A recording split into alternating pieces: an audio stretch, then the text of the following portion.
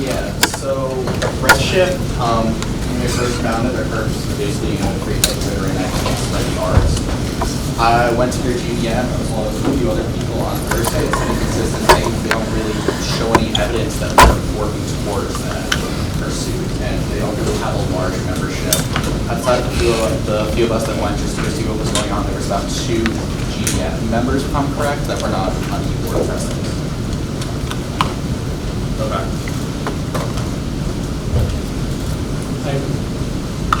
I also have a bit of discussion. I don't know what Matthew has to say, their subcommittee head, but there was also a meeting that he and I had with Julian from Redshift on Thursday. On Thursday, we talked about how the club is doing. They've recently gone through a couple of rolling rounds of emergency elections to fill some keyboard positions that were vacated a couple weeks ago. We also talked about some of what's upcoming for the organization. There are 3 events that have been consistently moved back throughout the semester so far because of the keyboard vacancies. And there's also, this week they budgeted for something and then asked us to cancel it, asked the budget committee to deny it because they're also moving it back by another week. I think I may have accidentally mixed the word week and semester in one of my sentences there. I'm very sorry.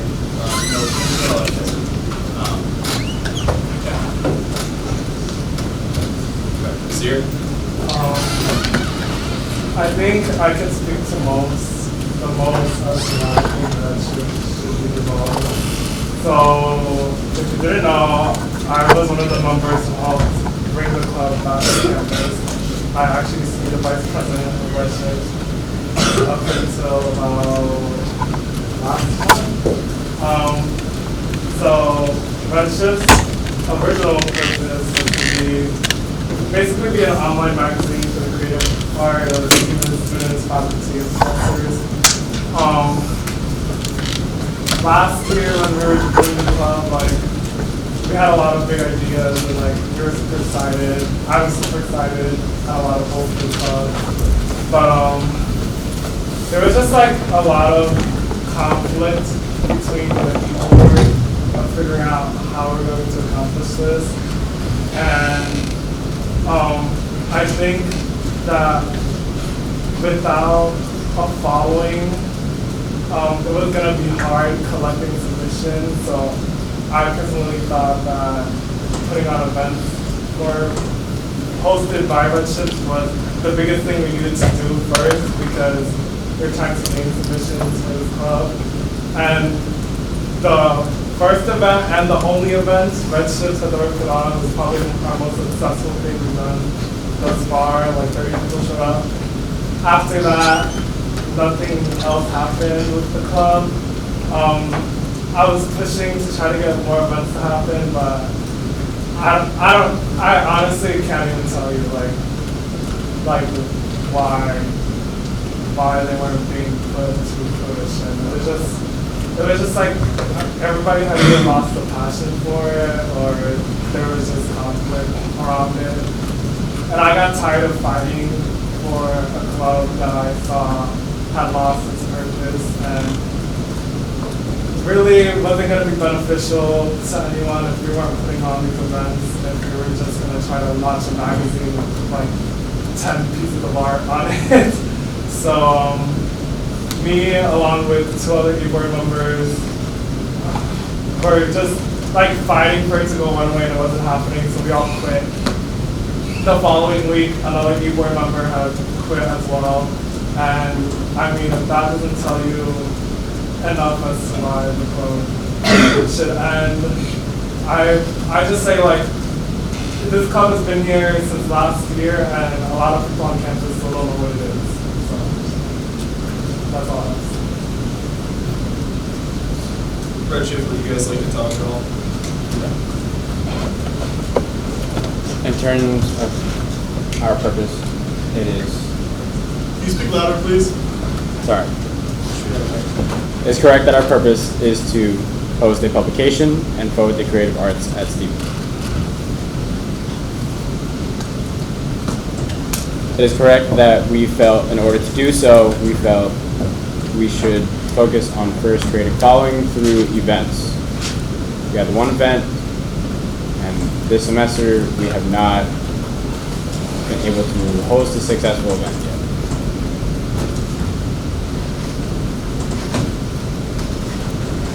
Moving forward, we have a plan that is already in place of co-hosts that we have set up, one of which is RGB that is happening next week, of working with the creative arts clubs at Stevens in order to co-host in ways that we provide some of our submissions to, for example, the co-host that we have for RGB next week, we are bringing some of our submissions printed to their photo gallery night, and they're also providing us with some submissions that were submitted by their general body.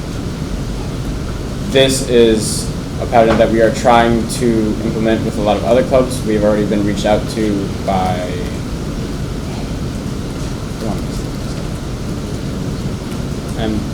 Amnesty, but there was also I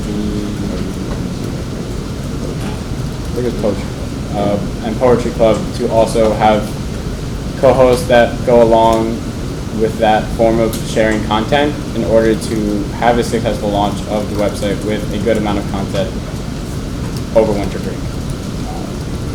The website budget is a budget that we did not initially include in the budget for this semester because it was in the budget from last semester and we were not able to get the P card in time. We did not budget at the beginning of the semester because that was one of the things that was in contention with the previous e-board. And as stated, our new e-board has just been finalized about a week and a half ago. And if I can add to that at the same time, so yeah, sure. I'm sorry. Sorry, Sergio Scardino. I am now VP of Redshift. But so it is hard to strike that balance between a club that like you can be that club that throws events to get the following and then do the magazine. But at the same time, like our kind of purpose as a club, right, was you guys aren't like just like this art club that does this kind of art or this art club that does this kind of art. You aggregate art in one place for Stevens, right? So that's our purpose. And for us to hold events, that's really nice, and that does gain a following. But if we're not simultaneously trying to work at our website and our magazine once in a while as well, we're not really like staying true to our purpose. And sometimes that might involve occasionally like stepping away from events for a little bit to get our branding right, to get our website right, to get our layout right, to get the co-hosts for the submissions. But it's difficult to do both at the same time. So right now I would say the reason that our events have been a little late is because we've been focusing more on trying to get this actual magazine up so we can show you guys, hey, there is a place where you can view all this aggregated art. So, and on that topic, so far in the semester we have had our logo redesign. The design for our banner is slotted to be completed tomorrow, so we can actually have it ordered. It is something that is already in our budget, ordered and delivered by next Friday, so we can have it for our release event, which is already scheduled for next Friday, along with stickers and things like that, to increase the amount of PR that we have for the publication and the organization. We already did a feature on a Stevens artist, video, interview.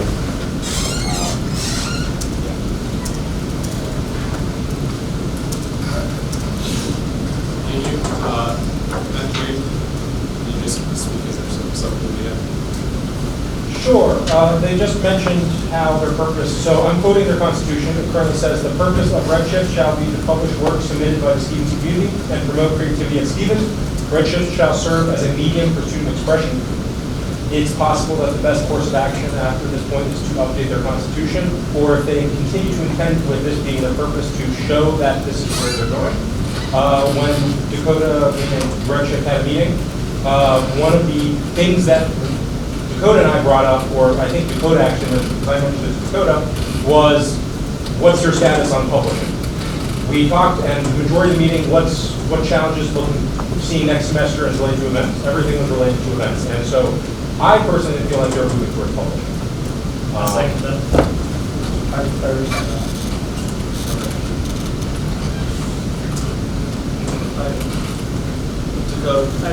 I do want to add to the Senate. Like, remember, this is a motion. The verbiage of the motion can be amended. But currently, the way it seems to me as VPSI, and I think a couple of senators, is that Redshift is kind of stagnated. I offered in that meeting that I had on Thursday night between me, Matthew, and Julian, if there's anything that I can do, if there's anything the SGA can do. I felt like that offer was pretty much cast aside. That I was told there was almost nothing we could do. Also, there's that's where I sit. This year. This is like a final thing. As far as starting with the Redshift release party, we can't have a release party if we have the ones to release it to. The co-hosted events is actually something I was the one pushing for as VP, and it got shut down multiple times. We had representatives from the clubs come to our meetings to discuss co-hosting. I have a busy schedule, so some of these meetings I don't really go to. And when they would come up to these meetings, I was told from other board members that they literally just sat there through a general body meeting, and like nothing happened with like trying to discuss what we could do in the future. Again, like showing that there's like no passion for this work, trying to push the club forward. It kind of breaks my heart that like this club is like something I started and now I'm fighting to end it. But if you didn't know, also this club has died like 3 times already, and it keeps being brought back. And honestly, just think like this needs to be the nail in the coffin, because I don't see it going anywhere else. And if someone wants to make a creative club for campus, a magazine, something, okay, like go ahead and do it, but like not under Redshift. Like we can't do this anymore. Like this is over. Anthony. Are you guys like new members at our website? Like, why did you join the organization? What made you join? Okay, so I think a big part of it was that there's not like enough space for people that are passionate. That's why we joined. We're so passionate about like bringing like the art back to students, and I think that maybe the previous board kind of lost that passion, so I think it's kind of unjustified to resolve the club when we just got here and we have so many big plans to like push for those things. So I think that's the main part why I joined and why I stepped up, and I'm the treasurer, sorry. But yeah. Haley Tanner. I'm Jasmine Woodward, and I'm the very new secretary. But I was kind of part of the club in the past, this is my third semester, so in the spring. And mostly because my friends were involved in it, so I would come and basically I think that what the club needs to be more is like a place where the other creative clubs can streamline the work that they make and receive together, and then like make like a collaborative work of it. So more of like an alley, like a way for all of those clubs to publish is what I think it should be. So I think that like the most important part of what needs to be done right now is building those relationships that might have not gone well in the past. But maybe with like we're all very new to this club, and like half of the board. And maybe with us to like push it, we can build those relationships and make it more of like a way for the other clubs to publish for the entire campus. Just to clarify, what stage of the process for you? Step 4. And Julie, you mentioned that you guys had some sort of plan. Is there like a specific document and stuff on it, or that was just kind of in general? So the plan was, which we sort of budgeted for. Can you speak up a little bit? I'm gonna find the drafted budget from last semester. Can you repeat that, please? I'm going to find a document that we put for the drafted budget from last semester. From last semester? Yeah, drafted budget. The one thing I can say is that intent initially we did budget for one red talk for each month, and that has fallen through the first 2 months. The release party was something that we were already planning since last semester. We were already budgeting for the RGB collab and for getting and like performing. Sorry. For printing posters from different sizes for events and for printing artworks.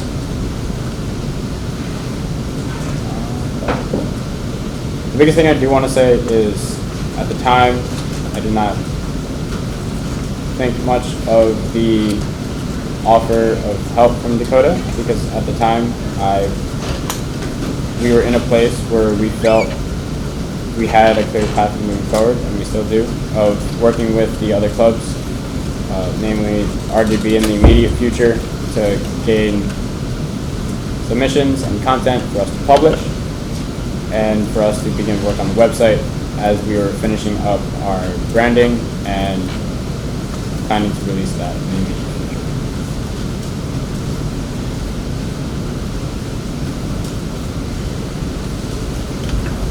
Any further discussion on this motion? I'd just like to say, is there any way that you could perhaps just not give them as much money per semester, but keep them in stage 4? Do they have a certain time period that they have to graduate from stage 4, or can they stay there? Because I think it's very valuable to at least say, be able to say that we have a creative magazine on campus. Because if this went away, then it would be literally nothing, arts publication wise on campus. And I don't think that would look very good. Step 4 is currently set up so that organizations have to remain in it for at least a full year. And then at the end of that year, they can begin trying to get out of probationary status. The way that the new organization process is written, at those presentations, the only votes that the Senate can have are to completely deny, completely pass, or to put back into step 3. It says nothing about this sort of circumstance right now. In Dakota, to push them back into step 3, what would that entail? Yeah, that would entail them not having a ducklet portal anymore, not having an alias anymore, reverting back to $200 per semester instead of $1,000 per semester, and holding, well, this is true for all organizations, but holding a minimum of 2 general body meetings per semester.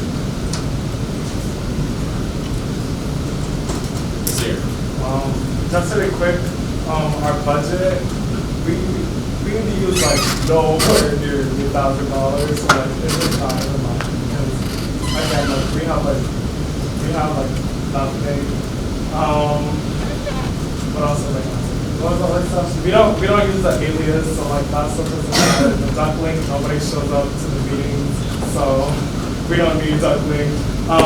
Just in case you guys wanted to hear from the other board members who quit, Emily Anadai and Kate McGrath. This is what they have to say. Kate McGrath just said no attendance.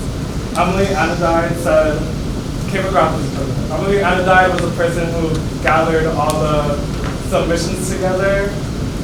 She said, no one submits. Other clubs already PR themselves. It has been 1 year with only one kind of successful event. Otherwise, small GBMs, no real purpose. The purpose is to showcase work. However, Poetry Club has their own poetry night, RGB has gallery night, etc. Other clubs are not interested in adding Redshift as a middleman. Money can go to other clubs who hold events already. As a previous member, I can say there's almost no campus interest in the club, and it's not going anywhere. Victoria. You guys were saying a lot about how you have plans to change things. How do you think you could do better than the last several attempts at this club success? Julian. Biggest 2 things. Can you speak up, please? The biggest thing for us was moving to the web publication and diversifying our content to not just have subscriber things. I think the biggest failing is the actual procurement. of our, is the actual procurement of our publication source, which is the website, which we have not bought yet, which I'm trying.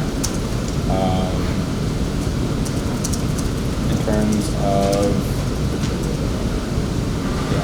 I think that's something that we need to do more in order for like the club to be more successful and for us to actually get these things that we're saying can be done is for us to meet more as an e-board, because it is like the people that are coming to the club should be the people that are submitting, and the people that want to do like the creative things that we do at these meetings. But we need to meet more like as an e-board so that like we can actually put these together, because the members aren't necessarily the people that are, like they're not people that are publishing or the people that are organizing these events. So in order for us to do that, we need to be more collaborative and have separate meetings more often.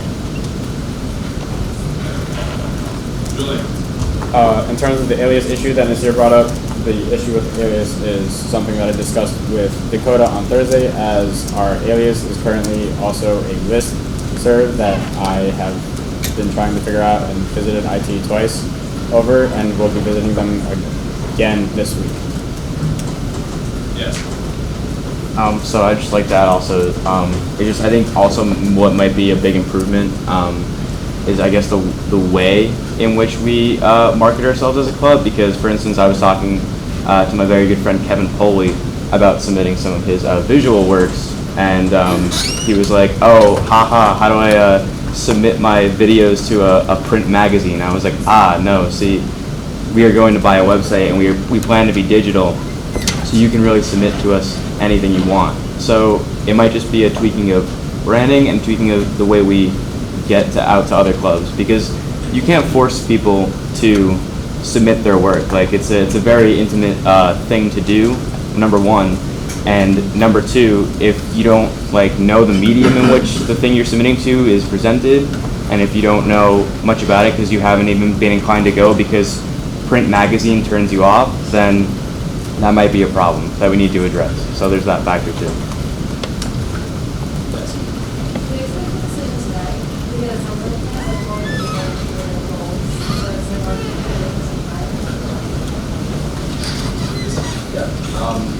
Deny this motion. I actually am in support of denying this motion.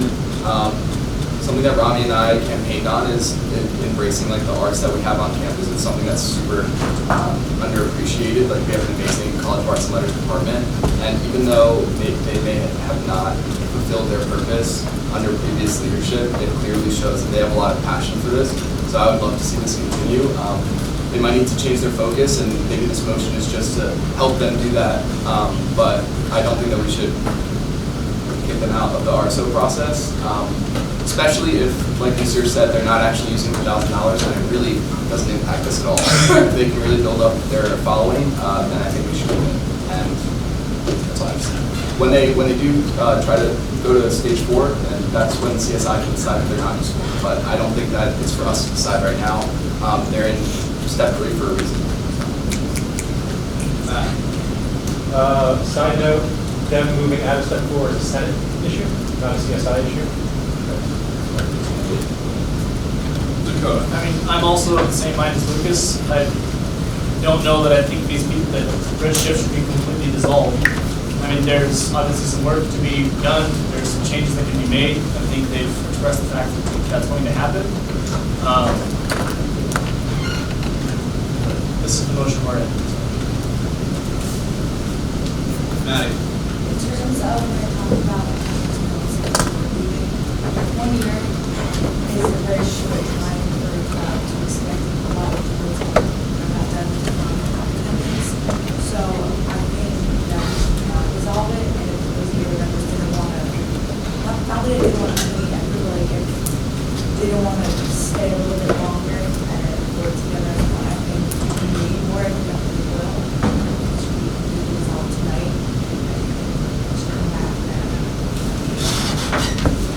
Julian?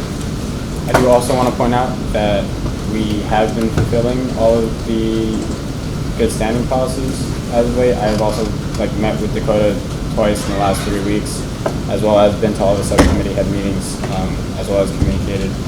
I've I feel we've communicated well with Dakota, Matthew Green, our subcommittee head, and the SGA.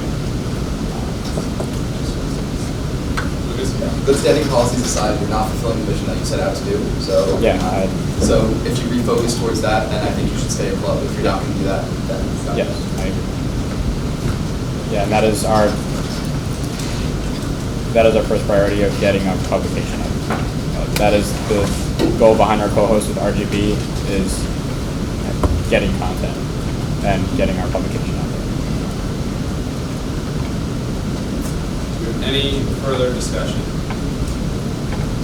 That's a question. What's the process for a RSO that's not familiar? Is it just this mission or the probationary hearing? And he's currently working on telling teenagers to make that more clear. Almost done. In the past, I know that when I was a subcommittee head under Sundus and Tommy Daly, it was just sort of like, and now you're in bad standing. We don't really know what that means. We're working on making it not so much of that.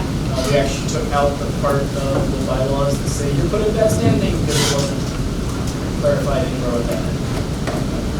So basically, it's an ongoing process. All right. Any further discussion?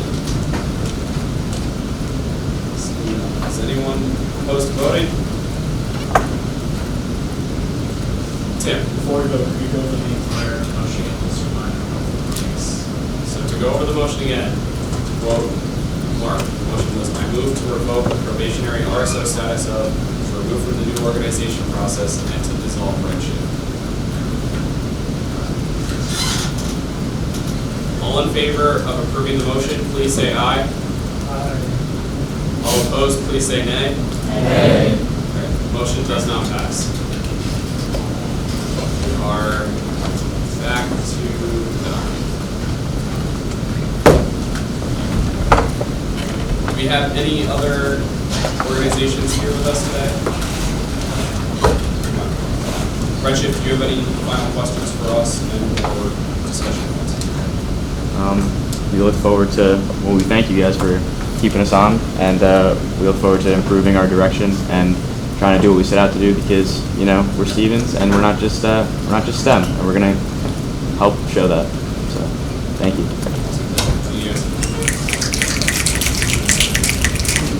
All right. So, in that case, let's go to the minutes from last week. So the minutes. Does anyone have any amendments to the minutes?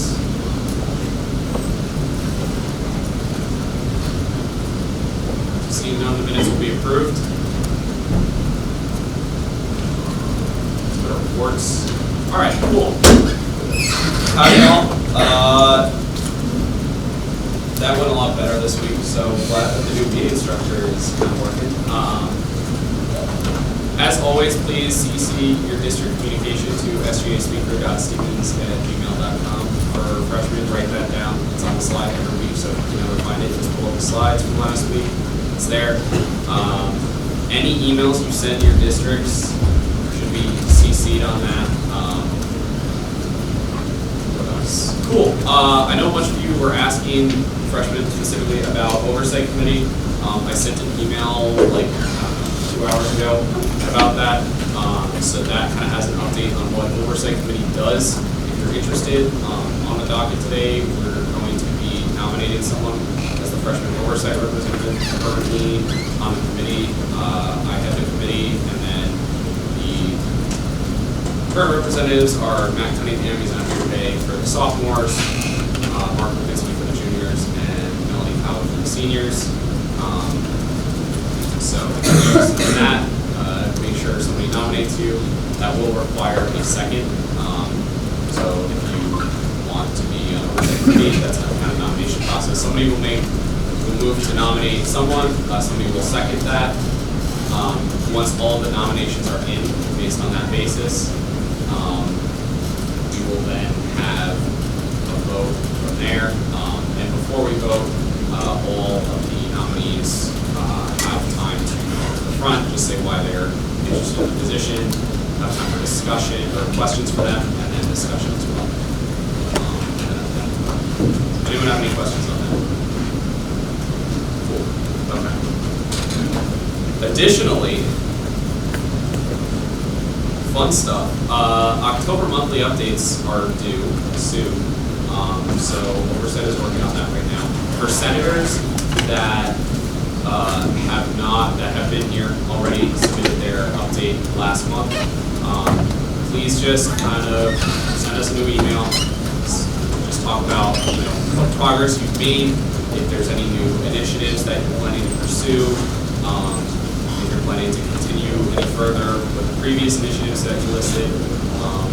Yeah, so it's not super structured, but yeah, and please CC, or not CC, but please send that to the alias, don't send that to your Oversight Senator.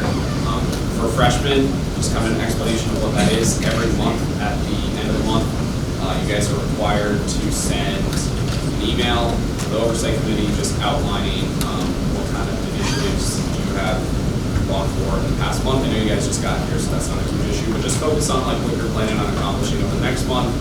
Outline that for us, and then we'll either approve or deny it. And in the case that it's denied, we'll talk to you, reach out, and just help you guys fix it to give you guys some direction. This is supposed to be helpful, just to kind of help you guys figure out what you want to do. It allows senators to kind of find more direction in their goals. So there's that. Unfortunately, we have a few impeachments currently. So to outline how that works, there were, Mark, how many was it? That being impeached? Yes. 5. There were 5 senators that were impeached for not sending out their mandatory emails on time. Essentially, the way this works is the Oversight Committee has the power to impeach you. The list is, we'll let you guys know now.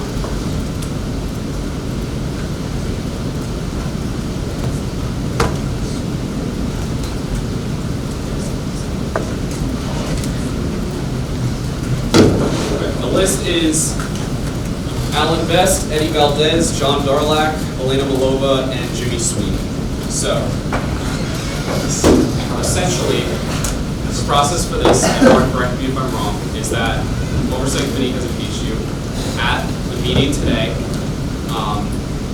you can move to have a trial if you choose to, in which case the SGA will hear kind of your position, work out some reasoning, and then from there the Senate can vote to either move the impeachment or proceed forward.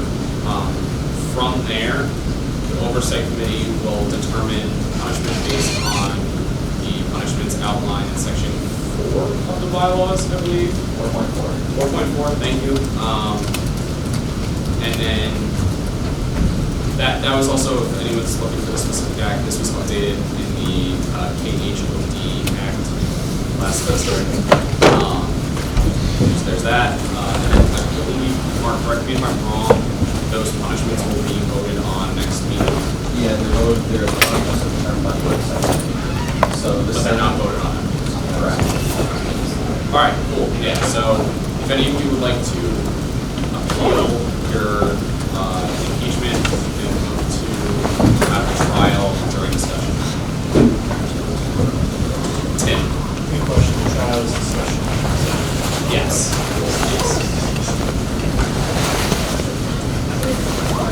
Yes, Regan. About what?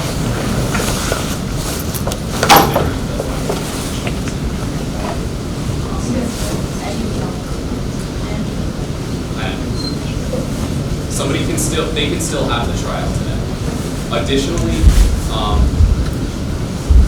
the trial does not have to happen today. It can happen next week. So, just to get that out there. Does anyone have any other questions on that? Yes. Can you speak louder, please? Sorry. Can you speak up, please?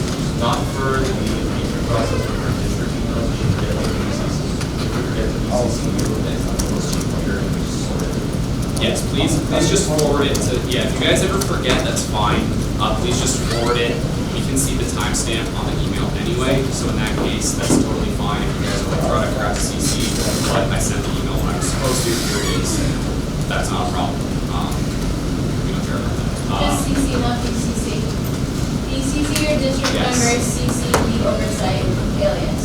And the reason we do that, just for clarification for any new senators, when you BCC everyone, when they reply to the email, in case they accidentally reply all, it doesn't go to everyone else in the district. And then by CCing the alias, we can seal the information. Any further questions on that? Elena? During discussion today. All right, cool. Rules Committee. Hi everybody. Last week we had a meeting with the freshmen and I couldn't make it and I know a lot of freshmen couldn't be there. So if you have any questions, reach out to me. I'll put my email on here. So yeah, we're going to do that. CSI has to look out for an email regarding constitutional bylaws because we're going to start going through that and asking for them to send it if we don't have them. And yeah, that's it. We're going to meet next week. So, no, I don't. You guys can read the fact or the history of the day yourselves at your leisure. Thank you. CSI? Yeah, we have 2 meetings upcoming. Well, one of which is the meeting, one of which is just a bi-weekly checkup. Bi-weekly checkup is on November 1st, from 5 to 7, and the meeting is on November 16th, from 5 to 8. That's it. PR? So SGA speed meeting is this Thursday from 9 p.m. to 11 p.m. If you haven't filled out my Doodle yet, please do so. It literally takes 30 seconds to just check off the times when you can. I can't be there. It just helps me know better for organizing videos and stuff. And please post on your Instagram stories of the posters if you're on one of the different posters or if you want to post a general SGA poster so that way we can reach more of the student body. Both Mariana and I have brought this up in the past. Very successful and used by other groups as well. Here's a link to add to the information sheet that we can be a little square we can tie into the champagne glass steps so people can do that. And in order to actually get feedback from students that we can record and look back to, I've created with this spreadsheet. So after you would have conversations with the event, you don't mind just going on the spreadsheet for 30 seconds and just typing out a few notes what we talked about so we can actually get something quantitative and qualitative out of this event other than allow people to enjoy free food. So yeah, that's the main thing right now. I'm super nervous for this event. Please come. Please tell your friends to come. Please tell anyone you bump into on the street to come to the Stephen student undergrad. Yeah, please, let's make it a success. Then the other thing, presidential debate coming up November 7th, and we're reading on this. Pretty sure we secured all the mics and stuff, so that's good. Just continue telling people to fill out the Google form to submit questions to ask the candidates. And since freshmen had a chem exam, this past Tuesday at 5, I'm going to be hosting another PR meeting. Not mandatory for my committee members, but freshmen, if you guys want to come out, I'm just hosting it basically for you guys, for another hour of my time if you guys have a chem exam. So please come out to that or just reach out to me with any PR questions. And anyone else who wants to come to this meeting, not just freshmen, as well as come. I'm also reading the CLC slide because John isn't here today and he sent me his update, so you have to listen to my sick person voice once more. Okay, he said, met with Frank Josh earlier this morning, Friday afternoon. Click the link to check out the notes from the discussion. It says that facilities will be having town hall clear problems, looking into setting one up for mid-November and informing the student body of campus upgrades. For the Baguio budget, furniture should be completed soon, about 6 to 8 weeks after the plan is placed. The bathroom for the campus will be changed to neutral. This is setting proposals to Frank, who will review about Mafia. For artwork, John has passed on the proposal that Isabella and I had worked on to allow students to keep murals on poles under the athletic stands for body owners. And Frank actually said we support. We'd love to support this, so this is great progress. In regards to greenifying campus, looking to compost piles, it needs to be reviewed because we don't want to attract rodents or any other negative sides of this. We may be able to outsource compost materials in places like Governor's Island. In regards to the pond house, a new garden would have to be taken care of. New campus gardener position coming up, and they would work in the summer while students are gone. Clubs like urban agriculture would be maintained the garden during the year. For lot, I'm reading through it. For the water bottle filling stations in Baguio, second and third floor stations are supposed to be in by the end of the year, which is good, because students will think about this. It's happening. Charging stations on campus. Super benches from the Baguio patio are chargeable, so that's going to be fun. And looking into 6 locations that may work for other charging stations, outside and inside. This is going to be followed up by reported back to Franklin Castro. In regards to the undergraduate sustainability committee, we're looking into finding out what this actually is, because Franklin Castro didn't know anything about it, neither did Dean Nielsen, which are the two people who've reached out to so far. Reached out to Professor Fassman Beck, who was the point of contact of the Integrated Sustainability Committee, to see if she knew anything about an undergraduate version, or if undergraduates serve on the one that she is involved in, because it's important that we are represented in these meetings as well. Yeah, so for the sustainability committee, I think I know, it's like part of a class. Like, Angelo Falabella is like creating a survey that he sent out to people. I think that's probably what, if that's what John's talking about, that's all that I know. But it's like literally Angelo and one of his friends from SAVE that are just like starting a push to be more sustainable. I think he's talking about an existing administrative sustainability committee that already exists, but it's very difficult for students to find out more information about or get involved with. So we're kind of just trying to figure out what that is and how undergrads can get involved in as well. In regards to the complaints about the handicapped version of Burchard Lift, Compass One has been using it as freight lift for hauling food and using stairs. We're looking into how to let them know they can't do this, possibly having a discussion with Johnson Dining Services, also having a discussion with Bill Gates with Disability Service, getting students like access with little button clicker things for automatic doors.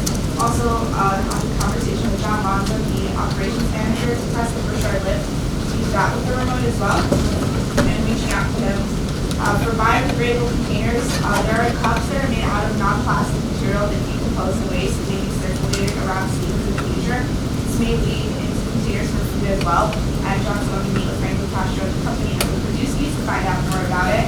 And for the companies, we'll be discussing this with Johnson Dining Services to learn more about the current one we have, how we can improve it and its capabilities. Dr. Christie, we want to know what we do with other filters if we were to get one. And check out the link from the Environment America webinar if you're interested. Now, on to the meeting with Bob Bonfia about the Kindness Rock project approval. They're just making sure that maintenance crew doesn't remove the rock that are on display. For the empty elevator shaft in Baguio, there's looking into those plans and future possibly filling this.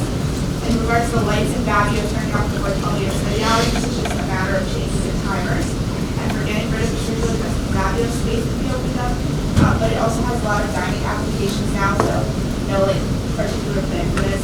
And looking into installing a draining system at the Baguio parking lot where it needs to tie up, because right now this location seems to flood anytime there's a substantial amount of rainfall. And lastly,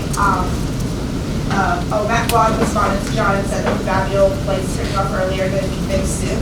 And the next CLC meeting is this Wednesday, the 31st, in the Burchard Team Room at 8 p.m. Thanks, guys. Okay, Jimmy's not here, so I'm going to do the report from him. They are still pursuing the same initiatives they talked about. Jimmy was also present at the Center for Faculty Engagement External Review that we had on Friday. I'll talk a little bit more about that in my report. He's currently setting up meetings with the head of the honor board to talk about certain things, and they're working on a bill.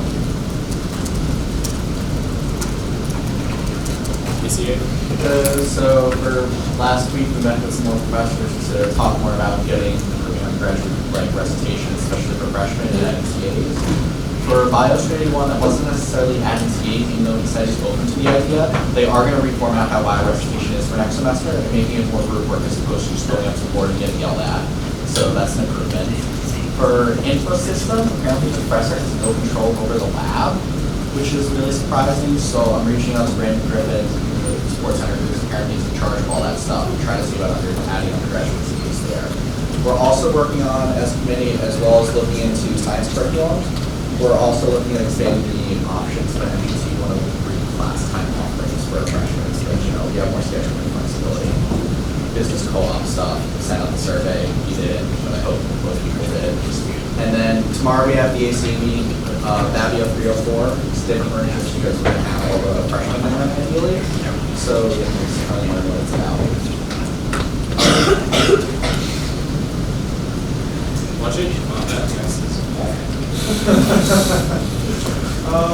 Yeah, we're finally with 20,000, so I'm trying to get through our budget as much as possible because we're still so much higher than what previous DPS have started this semester with. I find that offensive. Comic Sans? We'll talk about the budget requests that we voted on, 5 of which have been or a few of which have been submitted by Dakota, most of which of those have been denied. And we'll talk about that later. Hi everyone. So for the freshman according to committee rotation, this meeting is actually at 9 p.m. Not 6. I have night class. And then we're meeting in Pierce Cafe. So that's Wednesday, 9 p.m. Pierce Cafe. I'll be there if you want to learn about health and wellness committee. Me and another committee member are planning to have a meeting with Megan Cunningham this week on Monday. So we'll keep you updated with how that meeting goes. And then we're still doing research on our third-party resources for getting SGA nonprofit organizations and women's health nonprofit organizations to come to campus. So we'll be discussing those updates at our meeting. SFA. Okay, SFA has moved their wine and cheese, which is now chatting and cheese, because the school won't let us have wine for some reason. So now it's just a lot of cheese, which is fine with me. They're also going to do another sushi and bowling event because the last one went really well. Something that they've been doing is having vendors write out letters to professors that they want to come, and then the president of the SFA that handled the bring to them, and it made a really big impact, and a lot more and different professors that have been there before were able to come. So you can make either one, definitely come. If you want to apply to the student faculty lines, there's a nice little link at the bottom of the slide. Hey guys, first of all, thank you guys, especially Elena, for having you guys send out the interest, well, I guess my email for all your district events, like sending out, if anyone understands that. I've already had one person reach out to me, but who's one of my friends, so, but that, that helps, I didn't know that he had interest in that. Yeah, other than that, I just have to get some person refactoring done, and then I should be able to get the code up on GitHub, and help me.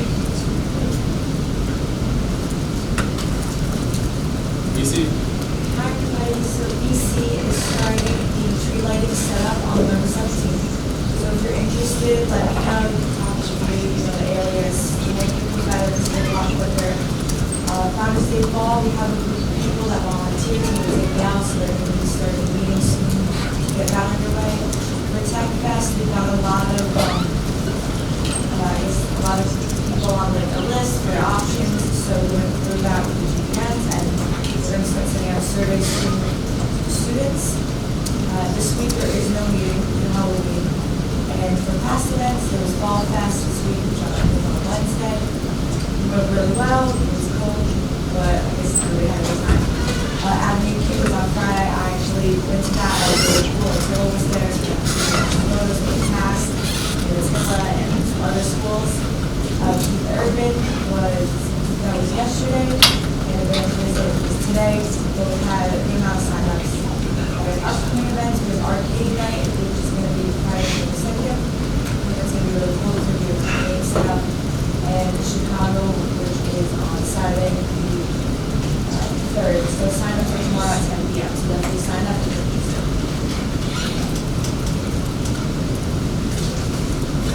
That's music. Okay, this has been updated. They had a subcommittee meeting, which is good. And there's a whole bunch of stuff coming up, which is also good. No update. They had their subcommittee meeting last Tuesday. So for ESC, we have the cultural fashion walk going on this Tuesday. it's the perfect time because October is known for Halloween, and this is kind of going to show a little bit of culture, and that culture is not a costume. We also have some events by our RSO, so Italian Festival on Monday, that's tomorrow at 6 p.m. in Hayden Lounge, and Dia de los Muertos by LAA, that's Thursday at 9 p.m. in Jacobus. It's going to be a fun week. We have an emergency subcommittee meeting at 7 p.m. this Thursday to talk about Alexander House and to talk about our status as a subcommittee and RSL with the presidents and another trustee member. Also, KSA will have a GBM on Monday if you want to show up. That's tomorrow.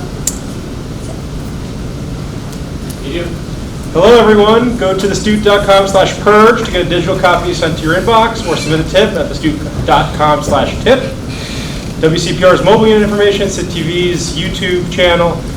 Senior portraits are nearly upon us. If you are a senior and you have not signed up for portraits, click that button labeled link, type in the school code and sign up for portraits. It takes not that much time. Also, if you want your event in the yearbook, submit your request to link@stevens.edu the Friday before the event. As well, for Redshift, submit content to redshiftcontent@googlegroups.com. Thank you.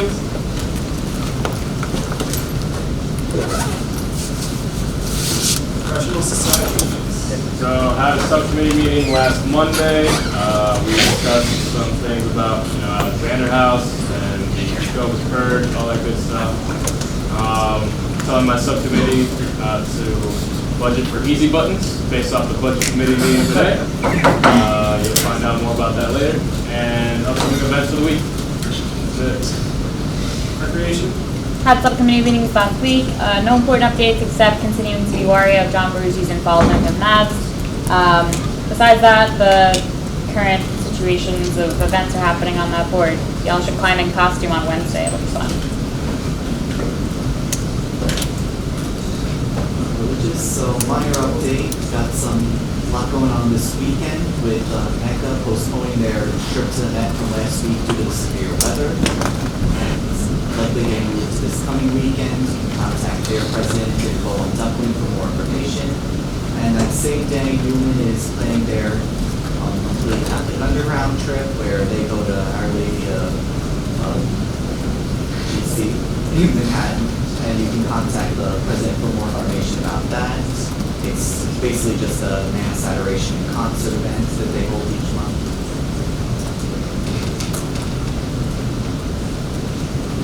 Service?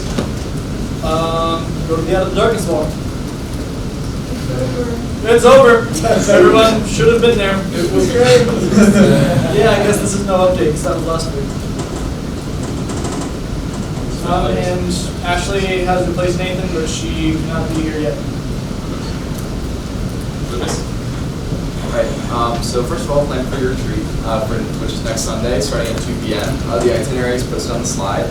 People have already been making their little presentations, and I hope it'll be super productive. We will be serving dinner, which will happen in here from 6 to 7, so it'll happen during the budget committee meeting, and it's open to everyone, so go and invite people if you can. Title IX coordinator interviews were happening this week. I met with only one of the three. The one that I met with, I really did not like at all, but I trusted Dakota with everything, and he really liked the second candidate. He's my soul, and I believe his opinions. So hopefully that second person will get hired. Finally, the long-awaited meeting with Mary Beth Murphy has finally happened. For context, I reached out to her August 26th for a meeting, and she could not meet until this Tuesday. So that was super cool, and it was actually a very productive meeting. She was very defensive, understandably, because I was giving her a lot of criticisms about student affairs, but that's just like the way she goes. I talked a lot about how there is a general sentiment of dissatisfaction about Stevens, not to burst all the freshmen's bubbles, but there's a little bit of, there's a lot of people who don't really like Stevens, and we're really trying to figure out why that's true. So what we want to do is send out a general campus climate survey. So I'm working with the institutional research team at Stevens because, for context again, for freshmen, we presented a survey to them last semester saying, that Stevens students were not healthy and that we needed a wellness coordinator, and they did not believe our survey because there was like not a representative sample, and they thought some of our questions were biased. I expressed to her that no matter if the questions were biased, if 200 students are saying they're getting less than 5 hours of sleep a night, that's still 200 of your students that are not getting less, that are getting less than 5 hours of sleep a night. So it doesn't really matter to me, but to appease them and really hopefully make the survey as good as possible and something that's benchmarked. We're working with institutional research to get this sent out and really dig into some of the problems that exist here. Hopefully it'll be created this semester and be distributed next semester and the next cabinet, and everyone in the Senate will be able to work on fixing some of the issues that students present. Beyond that, the American Talent Initiative, which was a proclamation by Matthew Cunningham, has been approved. For context again, that essentially brings in students from underrepresented socioeconomic statuses to Stevens, so it'll offer them federal aid pretty much at no cost to Stevens, so it's really great that we're getting involved in this initiative. About 300 schools have signed on, and Stevens is now one of them. They're making steps to being a part of it, so that doesn't mean that we're in it yet, but they have their first webinar for informational, which is a requirement to join next week. Beyond that, one thing I talked about was extending the early warning system to past just your freshman year. For context, again, the early warning system, especially for freshmen, it's basically professors submit reports about you if they're concerned, but that pretty much stops after your freshman year. So if professor is concerned about you after your freshman year, there's no one really submitting anything or really looking after you, so we're trying to extend that beyond just your freshman year. And that'll happen in a lot of different facets, one of them being creating a SWAT team, which is going to be a conglomeration of a bunch of different upper administration officials, and they'll help individual students with their specific problems and walk them through the process of solving them, rather than bouncing a student to a bunch of different offices trying to have them figure it out themselves. So they'll assign some individual responsibility to upper administrators, which makes our lives a lot easier. And then I talked a little bit about club sports, more of which Dakota will talk about in his report. Meeting with Franco Castro, as you heard in John's report, went really well. Furniture is on its way. Town hall, which we talked about last semester, which will address a lot of the construction that's going on campus, will hopefully happen in the month of November. We just need to figure out, they're going to propose to me a couple of times that will work best, and then I'll reach out to students to figure out which one would be the best for us to host it, and then we will host it at that time. And then water bottle fillings in Babbio is coming to the second and third floor. In the pond house garden, which is something that we talked about at the beginning of the semester, creating a community garden.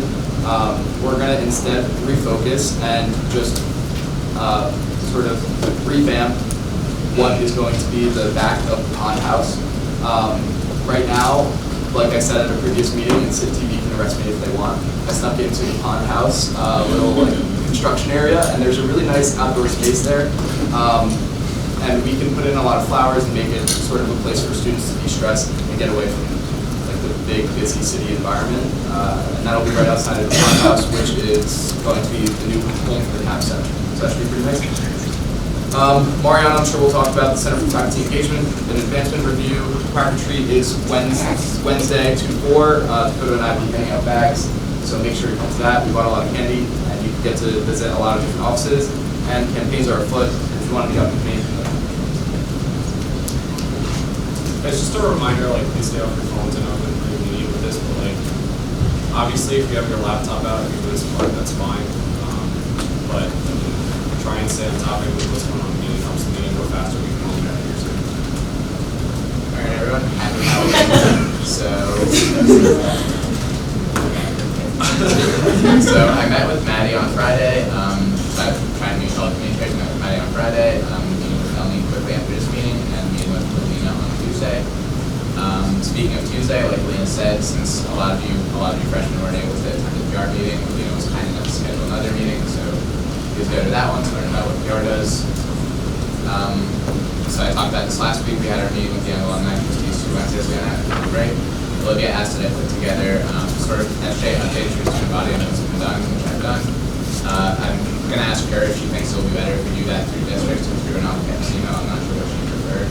The reason she wants to provide updates through SGA as opposed to like through the board is Matt and Olivia, who are the two young Glen Night trustees, signed non-disclosure agreements that prevent them from speaking on behalf of the board. They'll be fined if they do, so it's just better to do it this way through SGA. Regan and I also having a quick meeting after this meeting to talk about our archival initiatives. Regan and I are very bad at scheduling meetings together.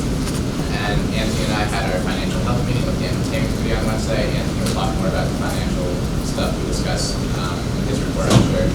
But what I focused on was making sure that Founders Day Ball stays under the EC umbrella.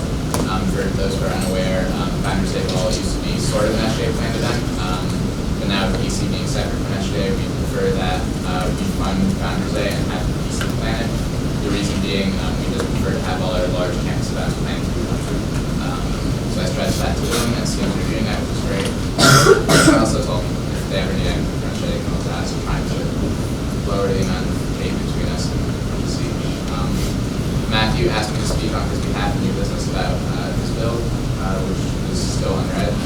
And Dakota and I drafted an email to send to Joby Cordington, who is the bookstore manager, about metal straws. So a lot of students complain about the paper straws because they like disintegrate and they're just awful. So we're going to reach out saying, hey, students will give you money if you sell this product like reusable straws. So that should be good. Hopefully they don't say no because it's basically telling them that they can get money from us. Hopefully the straws don't suck. Feel free to impeach me. Thank you. Austin.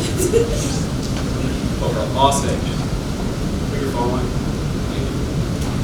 Very concerned about the laughs when I said feel free to impeach me. So that. So 8.6 work weeks down.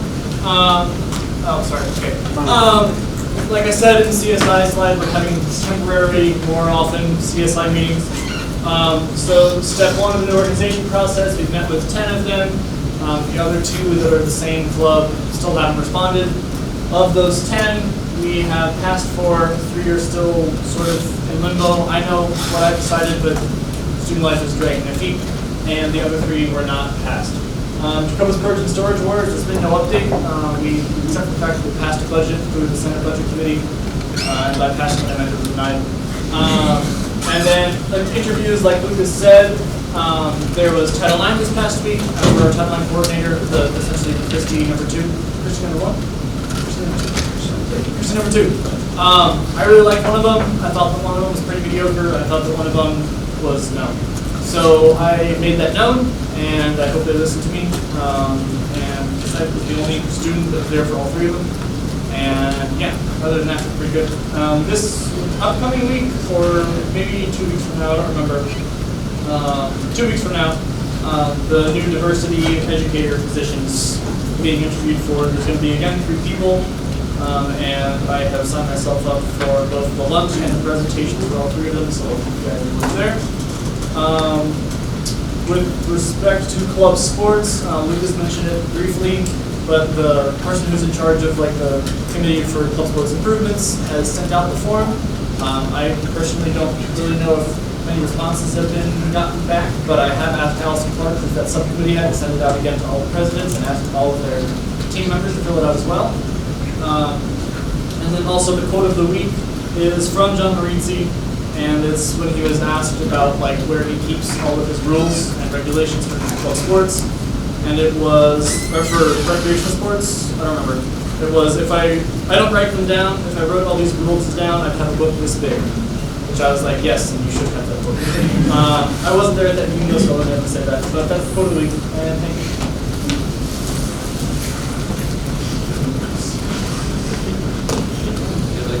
Hi. It's okay. I just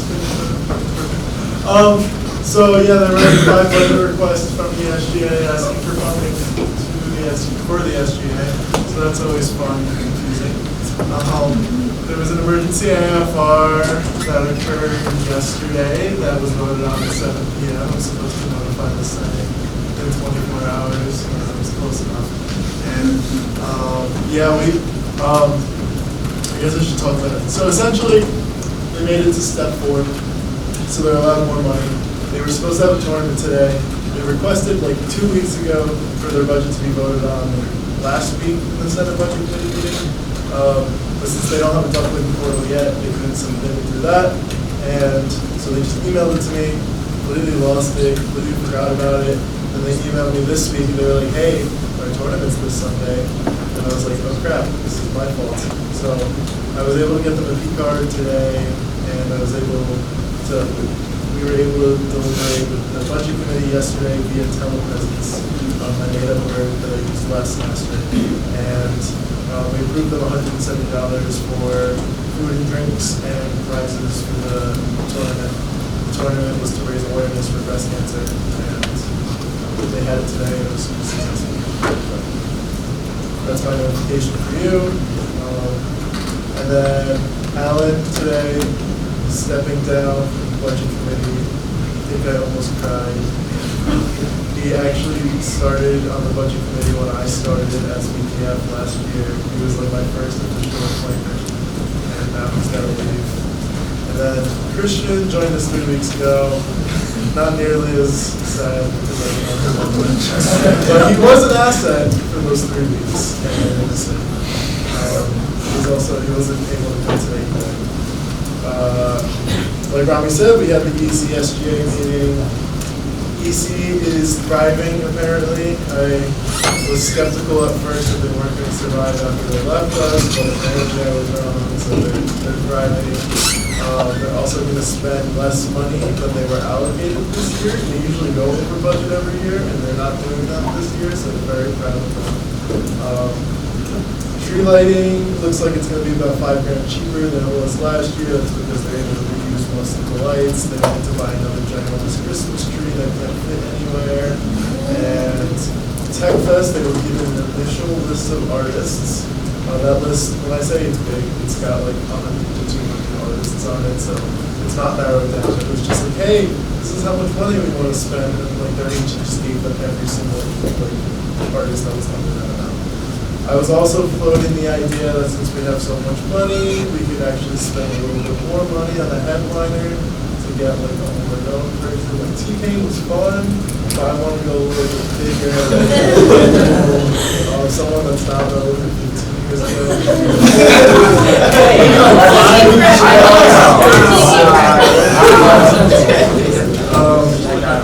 So yeah, that's it. And then we'll talk about the reports.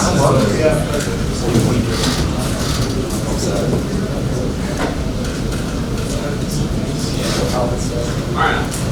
Hi. Last week, Academic Operations and Affairs met. The meeting was about a fourth of the length it usually is now that Chaspis has been promoted and is no longer on that committee. CFEA also did their external review, which I mentioned the Jimmy report, which Lucas also came to. Basically, for the Center for Faculty Engagement, they had outside people come and do a review of the unit to kind of see if they're following best practices, if they're doing what they say they're doing, and what the student perception is. So I'll keep you all posted on how that goes. I also started some transition docs for the next BPAA with all the details of like all these acronyms and committees and people that I see. This week I am meeting with Chaspis. He ditched me last week and then got promoted. So he owes me an hour. So I'm meeting with him, but with his new position, I don't think I'll be meeting with him that often anymore, which makes me sad because he's the light of my life. I'm meeting with that guy that looks like Stephen Colbert 20 years from now. The new guy. He's temporary. I'm going to be part of the search committee for new Chaspis, which is exciting. I will be calling him new Chaspis. I'm not the Vice Provost for Academic Affairs. I'm also going with the Dean Zoo to meet with Langan to talk about their relationship with Stevens and see where they can get a little bit more involved. The Dean is also hosting her undergraduate town hall. If you want to go to that, RSVP, it's on Wednesday during the day. You can ask her questions about the department, bring up issues to her. You can also tell me, and I'll help advocate on your behalf as I have been doing all year. And if you're interested in interviewing for BKA for next year, please talk to me. It is an amazing experience. Great. Hey guys, I just wanted to visit the freshman. I still love you guys. And I wanted so if you still have like questions about anything, you can still reach out to me at any time. I know you've like been here for a little bit, but don't forget about your mail. I also wanted to plug the Coffee Buddies channel in Slack. So once you guys get used to Slack and figure out how to join your channels yourself, you can join the Coffee Buddies channel, which will randomly is it every Monday or every other Monday, we'll randomly pair you with someone else in the SGA channel to go and get conflict. Presidential elections are happening, verifications for everyone that's running. You'll definitely be informed by Wednesday if you're verified. I was trying to get it done by this Friday, but also I was like super busy. The debate is Wednesday, November 7th at 9:15 in this room. Another shout out to SITTV for great film, get hype, make sure you have any questions through the forum, make sure you're plugging into your friends, plugging into your district. The voting will take place at www.SITTV.vote from 7th to 14th. And then I will be announcing the winners, like the next president until the next Senate. So there's like a little bit of, there's a big gap. Yeah, meeting with Rami, talk about archival stuff. If you have any ideas, feel free to reach out to us about that. The way we do archival now is a little bit of a mess, so we're going to try to figure it out before we leave. Just have to deal with it. Priority registration. I believe all of you got your names into me. November 5th at 7 a.m. Mentor-mentee bonding. So we're going to do a movie night. I'm just sending out the doodles to y'all this week.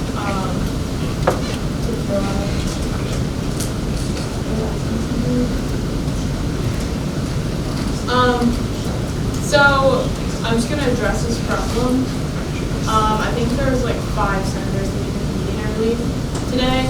I've been like super lenient with this thus far, but when it gets to a number of like 4 or 5 people leaving early and you're not letting me know until you get here, it's gonna count as an accident from here on out. This meeting's fine. After that, it's an accident. Problem I want to address in the election guidelines before I leave is the use of social media. So in the current election guidelines addendum, there's no mention of social media restrictions on the physical handout copies of advertising for your platform. So if anyone wants to tell me where to go with that, I would be terribly grateful. And if you know your next answer, also, another plug, please turn your excuses in 24 hours before the meeting. We were like a little bit close to not moving forward today because we turned in all excuses of this month.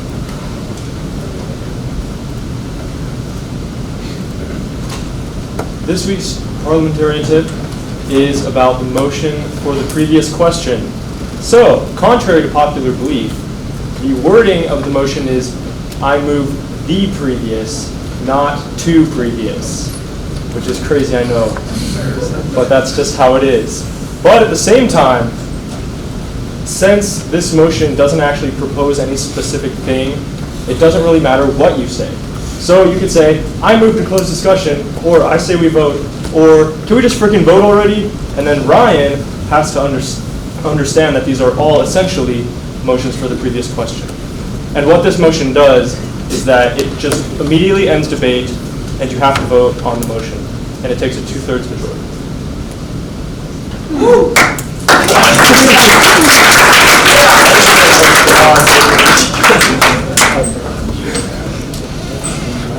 Yes. I just had a quick question. So technically, I moved to previous. That still works because like anything. Yeah, you can say that. Okay. But because like that's like the wrong one. They're all right except for that one. Just because I know that. You might as well just say it. Yeah, I mean, yeah, you can say whatever you want. But there are technicalities. So. All right. Shout outs. Shout out to everyone in their super spooky Halloween costumes this semester, this Halloween. Shout out to Anthony Tesori, Anthony Picone, Alina Mark, and Lucas for walking at the Out of Darkness lot today. Shout out to me for letting Lucas borrow my shirt for Halloween. Shout out to Mariana for killing it in lip sync. Shout out to Rami for killing it in lip sync last year. Shout out to Karen for kick-ass shuttle survey. Also shout out to Karen for hopefully getting shuttles to actually drop people out. I live there and it's like scary at night, so that's important. Shout out to Nasir for looking fly as hell.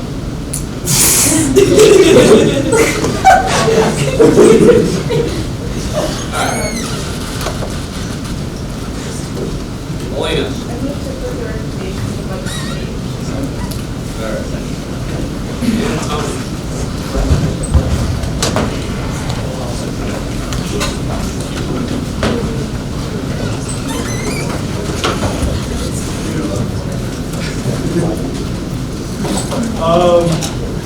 So yeah, today, so I incorporate the $170 for that SGA fund. I gotta do that. I'm getting ready to cover things. Okay. We started off today with about $31,000. If you guys listen to me and my budget committee, we'll end up with $27,500 after this. And Ryan's eager to get going, so let's go. All right. So Anime Club requested $130 for their Pizza Halloween anime event. So that was cool. They reallocated also later on. We'll talk about that for the same event. You know what? There it is. So they reallocated $100 from their manga, I guess is that right, event, to that Halloween event that they're having. So they're not going to have this at all anymore. It's just going to be a big Halloween event instead. As always, feel free to yell, interject, yell at me if you have something to say about any of these things, as long as it's appropriate. Within reason. That's not Sorry. Archery, $276.75 for arrow repair. Linda, who is the club sports person, she already sent the arrows to get repaired. They were just waiting on our word to be repaired. They haven't been repaired ever for anything. And they're kind of dangerous, and arrows and bows are weapons that we don't want killing people, so they should be fixed. Badminton club, they had the emergency AFR on Saturday. They had the rest of their step 4 budget voted for today. So they were approved. So originally it was $700 minus the $170 that was approved yesterday, which was $530. So that's how that works. And so we approved the rest of their $530 budget. And as their step 4, they're maxed out at 1,000. They already had 200 in step 3, and we have 500. So it's all good. Midnight movie, I don't know what the third is. I thought it was madness, but movement, there we go. Midnight movement, $565.39 for props and costumes. They were cut a lot of money at the big, beautiful budget meeting. That's what BBB stands for. We asked them to come back with a nice itemized list, and they have done that, and that's why it was approved. Red Shift was like, hey, we need $100 from ordering fruit, but our event's canceled, so we don't need it anymore. RGB, we did an additional $210 for their gallery night. They're partnering with Art Club, Poetry Club, Red Shift.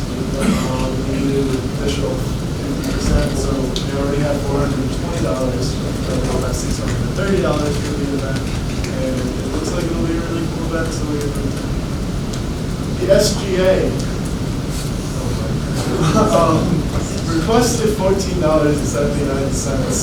for, that was easy, but actually 2 of them for the big beautiful budget meeting. Some members of the budget committee thought it was excessive, so we reduced it to $6.99, and we got the cheaper button too.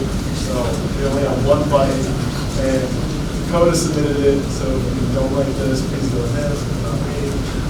But I think it'll help the meetings be a little bit more lighthearted and less scary.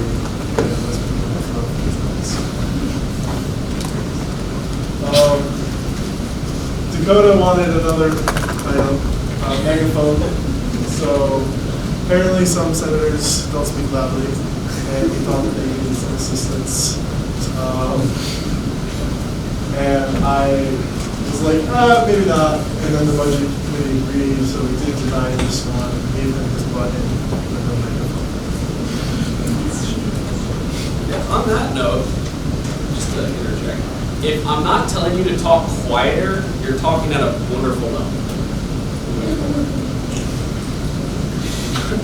I don't know what that is. I'm just asking you to talk louder, so. The SGA also requested $399.79 for an event that was requested by the Office of Student Affairs. This one, is this the packing event? That's the trash. This is the trash event. So this is basically a bunch of people are going into Jacobus, throwing out everything. Student Affairs thought it would have been nice to have some music, some snacks and food, but they didn't have the money for it. We were like, hey, these people are adults. If they want food, snacks, they can buy them snacks, and they can bring their own music. And we don't need to spend $400 on it for one thing, for another thing. So that's why we designed that one. And then part two, was the packing one? Yes. Okay. So basically the same exact thing, but we're going to put the stuff in the boxes. And don't need food for that either, nor do we need to pay for music, so we just have that. So that was the SGA wanted $1,500 for their speed dating event. You guys may have heard about that. It's open to the entire student body. Alina set this all up, had like a meeting with catering for an hour to really iron out all the details. It's gonna have some pretty cool food, and I'll be there and you guys should follow it. SITTV requested $125.98 for the folding chairs.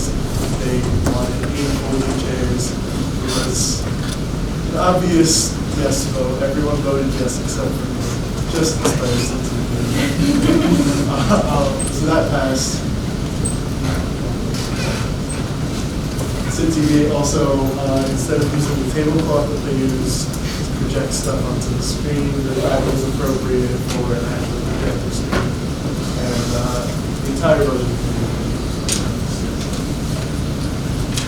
So the reallocations. So the climbing, the mountaineering and climbing organization that students has, I forget what they're called, they made camp, $480, they're just changing the venue.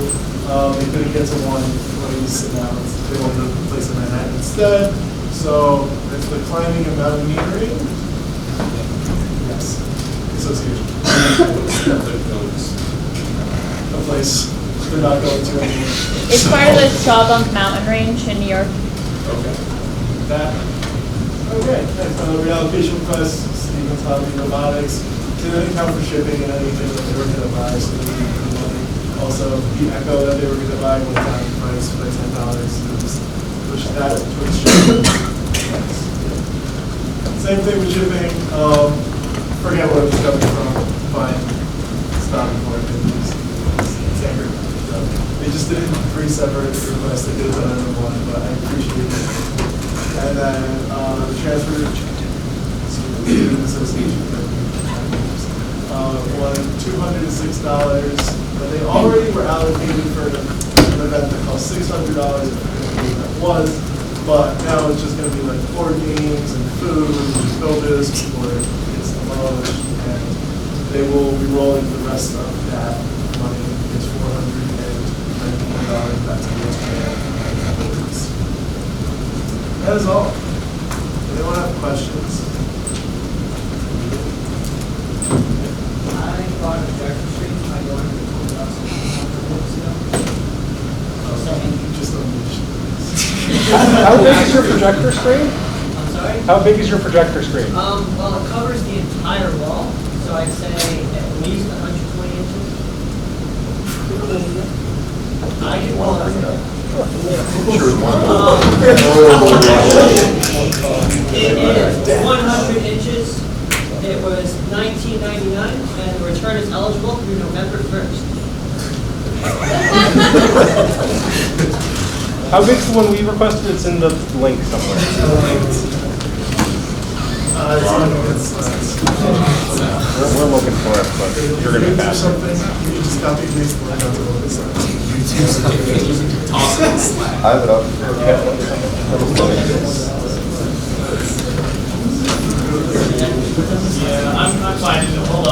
I have it. Okay. Oh, boy. It is 128 inches. Okay. Something extra.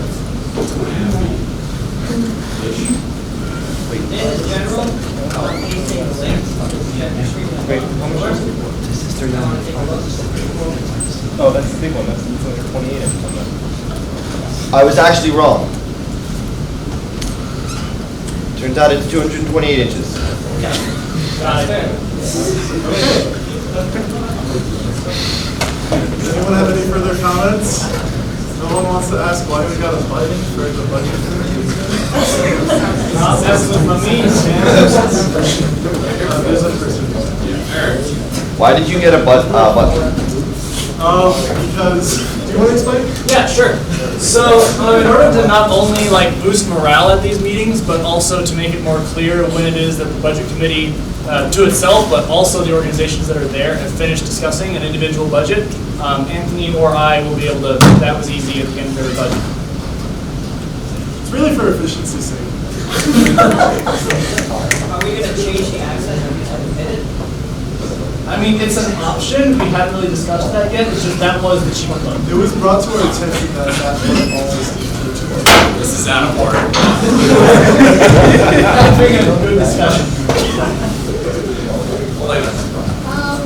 There's like a broken microphone in like the storage closet. The only thing that's broken is the back. It's just like it doesn't like flip off. It just needs to be ducted with the battery. So Well, what storage closet? it's not in the storage closet. It's just in that room sitting. It's sitting there. It's That room sitting gave me a twitch, man. But yeah, if you want a microphone, it's just like Good to know. Wow. All right. Seeing no further discussion,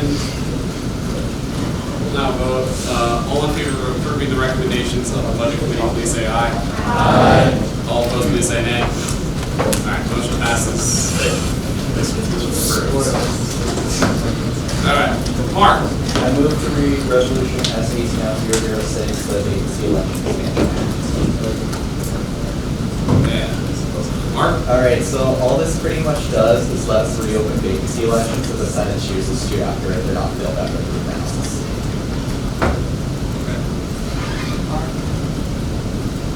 Regan. I think this is great. Any more discussion on this? We'll be voting on it next week.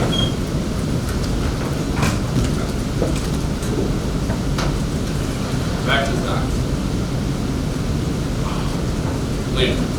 I move to read resolution SETF-005.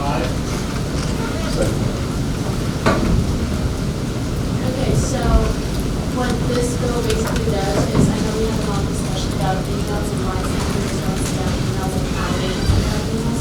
So all this bill does is sets a fixed time for sending out emails and makes it weekly. So it changes from our, the senator would send out an email to the district at least once per month, to a senator would send an email to the district during the first and third week of each month. Yes. It says that you're trying to in your whereas you say districts will benefit by having the same access to information as others. Is this bill trying to fix that? Are you trying to fix with that actual information that's in the emails of this when it's out? Well, I mean, by making it the first and third week, most people will probably for information, a bi-weekly period, so that kind of fixes that. Can you clarify in that line, when you say districts will benefit by having access to the same information as others, what do you mean by others? Other districts. So, like, pretty much like going back to the discussion last week, pretty much one of the, like, each senator sends up their information, or the iron that out. Jason, would you like to speak on this since you started the discussion last week? So the way I saw this problem was there was three solutions. There was leave it the same, there was make it more strict, as this bill does, or there was make a committee for it, or put it on PR. I obviously like the putting it on PR to make it clear and concise and make it consistent throughout. I mean, it's up to whatever PR decides to when to send out an email. If you would obviously like to be put on and make that email as well, you can do that easily and just like have an input. In terms of making it the first and third week, it does solve the problem to a degree of making it more information regarding how consistent it is throughout everyone. There's still that problem, but I mean, it's up to you guys. What do you guys want to do? Like, if I made a bill and said the PR committee does the whole thing, and it's like a 51-49% vote, or whatever the 2/3 is, and it barely gets passed. Like, is that really helping or hurting us? So, I mean, it's up to you guys.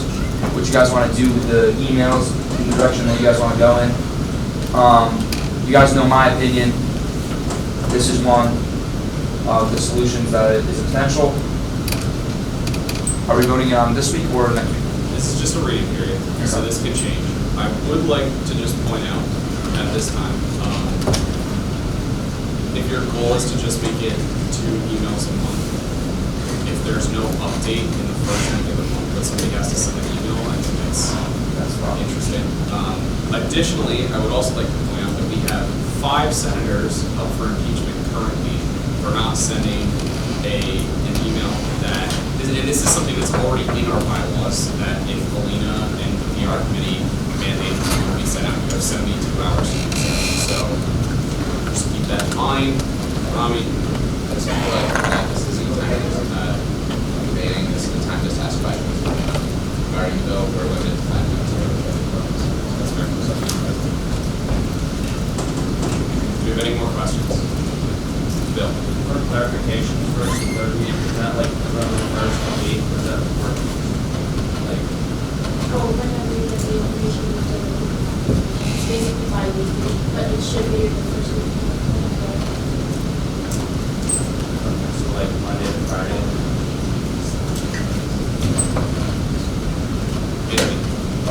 This isn't really like a big thing, but for whereas the requirement that district correspondence is the monthly is vague.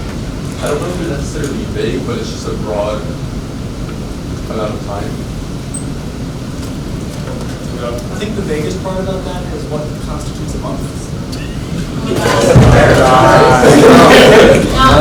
No. Discussion. Sam? I would say the vagueness is actually mostly related to the fact that, like, I think if it's not on a 72-hour mandatory, send out list, it's just a, district distribution. It's simple. There's an event like in the middle or early on in the month, and technically senators send information out until the end of the month. The event already happened, so you can't send anything about it, and that's why we do have mandatory 72-hour periods. We have to get as this sort of speed dating, because imagine if speed dating was the middle of the month and it's like mandatory, we sent out information at the end of the month and it's too late. So this is almost like, I guess this would mostly help out the situation where by sending it more often, there'd be a better chance of actually being able to send out the information before the end times. I mean, it should be up to the senator to understand what it should probably send out a district email about the event before it happens. And that has happened to me before, where I already sent one out, and there's a weird period where if I send another one, it's just been already a week, but this event is happening like in a few days. So this could fix it. It's interesting, but again, we don't Jason? I love like all bills and everything. I just think this one was a little bit premature. I've been talking with a lot of people about the solution that is going to go into this, and I haven't found the best solution yet. Hopefully, keep the conversation going as well, but I just think I don't have a strong solution yet that will best fit it. Just a reminder, we're at time, it's only 5 minutes on the reading, so we are now back in discussion. If anyone would like to discuss this topic further as a part of discussion, you're more than welcome to. However, this, as a reading item, is done and will come over for vote next week with possibility for changes. Mark? I move to read resolution as stated down 004. Second.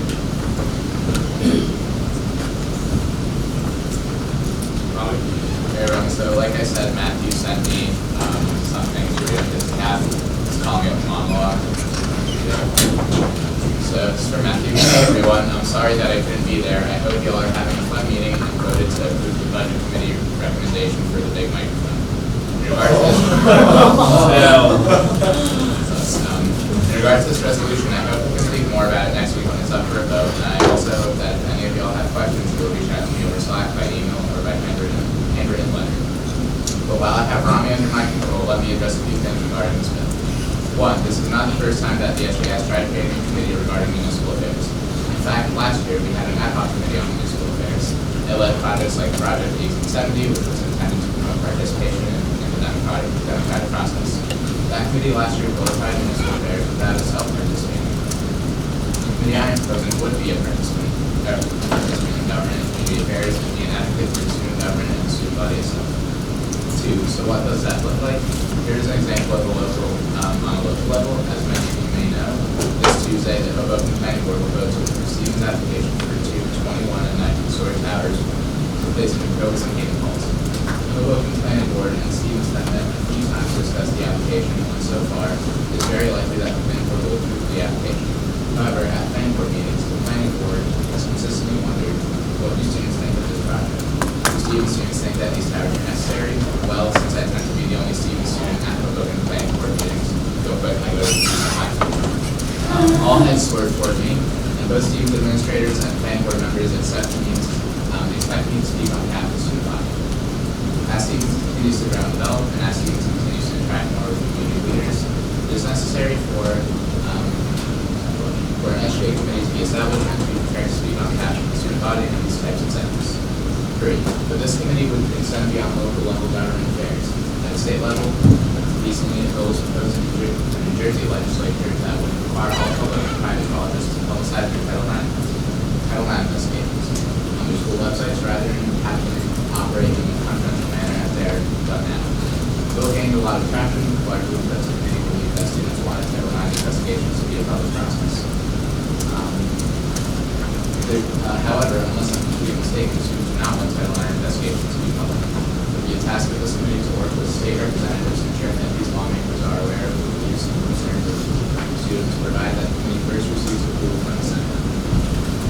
4. At a federal level, I cannot emphasize enough how influential that SGA will be with our U.S. Senators, Department of Education, and our Congressmen. As someone who worked with our Congressman over the summer, I can tell you all that we could meet with these federal level officials and influence policies on education and mental health that could directly help students. Congressman Alvio Sires was once a teacher and lives here at the Amesburg Government. We could meet with him and voice the concerns of our student body and find ways to improve students' latest act. I don't want to make Rami monologue any longer, and I'm sure many of you all have questions about how this committee could and should operate. So again, please DM me with any questions, and I hope to speak more thoroughly next week. Thanks.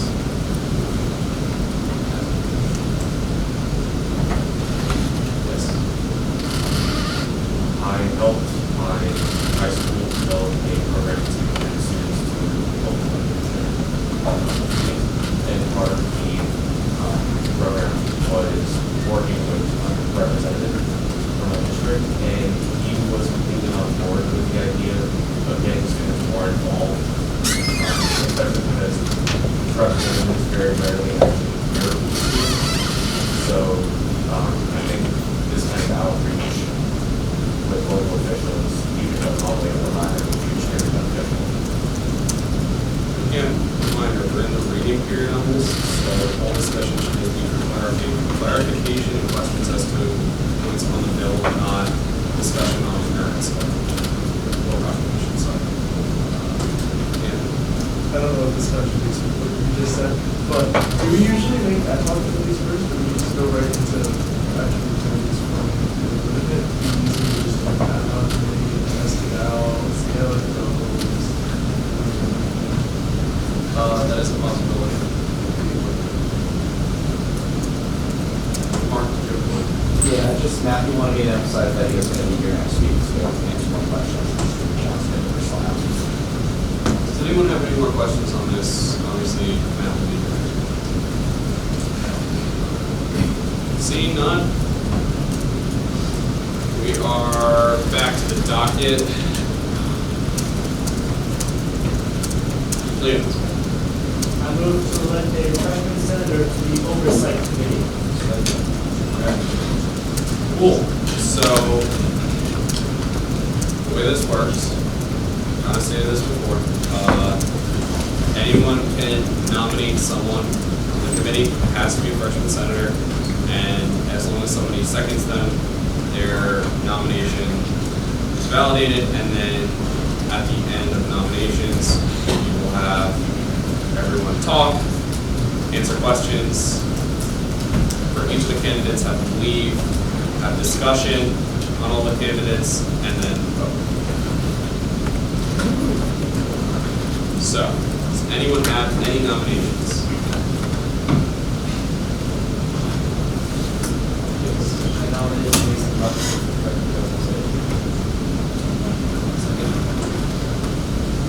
Victoria?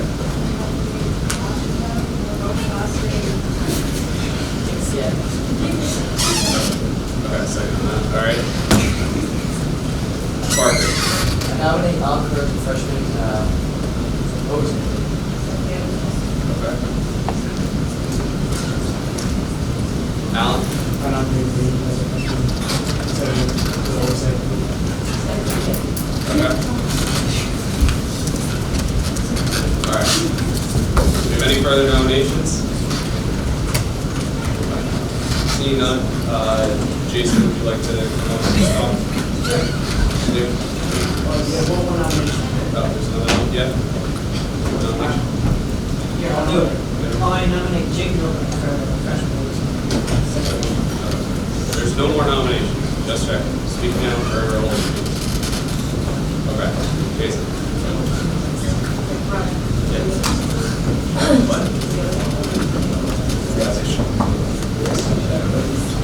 Yeah, oh, yes, just a point of clarification. Anyone else that's nominated, just, We've done that, but I'm not sure if that's sure. Should other nominees be heard when someone's presenting? Yeah. That makes sense, okay. Yeah, so other nominees, just like step out for a second. Just to kind of specify what's going on, when Jason is done, we'll send him out. The next person that was nominated, just like in order, just come in when he leaves, and then we'll go through everything.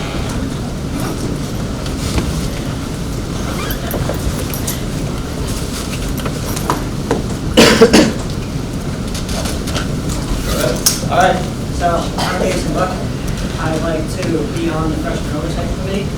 So I read through all the documents, everything that details exactly what the oversight committee does. A lot of the chair positions, they all include organization, communication, awareness, and effort. I tend to be a very organized person. My roommate can attest to that. Luckily, we're both organized.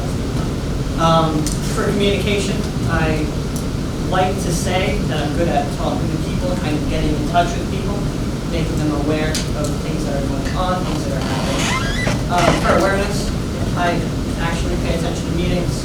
I call people out on projector screens. For effort, I've been doing a lot of work for the Senate already. So I've worked with Mark, who happens to be the junior oversight committee member. I do ACA-related activities. So recently I've done business survey, biology recitations, and also the MGT thing survey.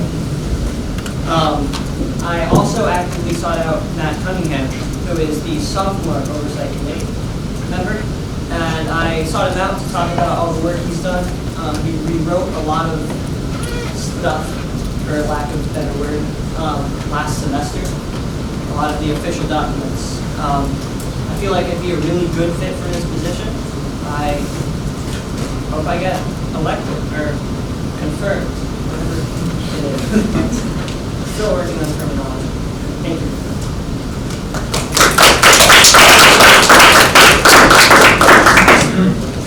So, process here.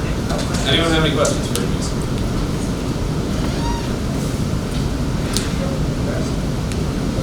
Parker. Is there any real particular reason why you want to do this? Like what is it you really want to do? In the position, I really want to be able to work with the other members of the oversight committee and really make sure we stay on track. I I know a lot of talk has been held about people, the SGA not doing anything. I feel like people really need to stay informed, and people really need to be held accountable for what they're supposed to be doing in this town.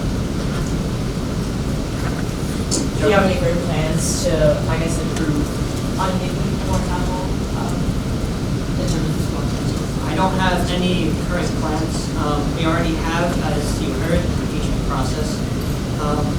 I think there is work being done on additional punishments for senators who are not taking care of everything they should. I'm not entirely sure. There is not currently being work done.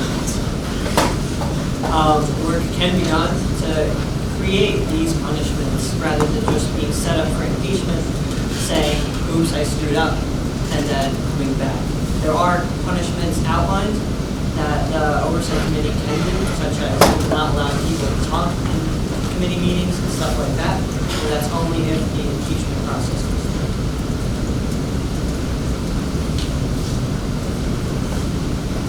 Any more questions?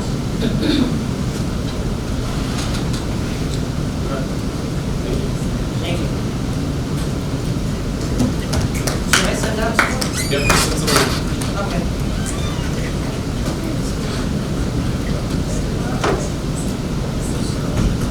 It really doesn't matter, it's just maintenance here.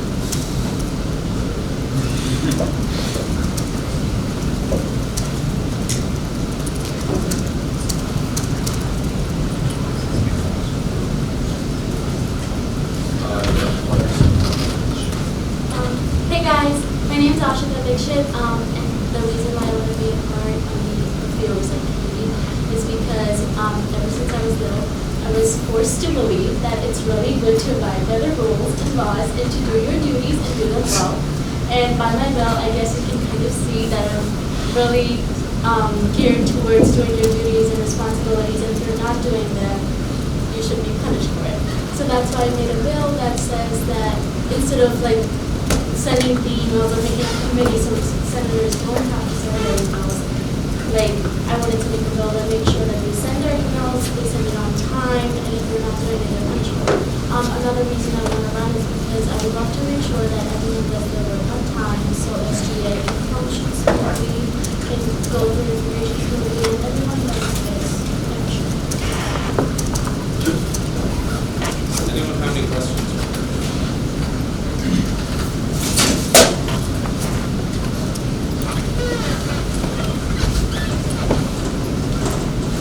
Parker? If, say someone didn't perform the task and send an email on time or weren't doing it before communicating, how would you approach that situation? Would you talk to them immediately or? First, I would talk to them and just know what's going on and have a valid reason to talk to the Oversight Committee, and then hear that. And if they don't, then obviously talk to the Oversight Committee.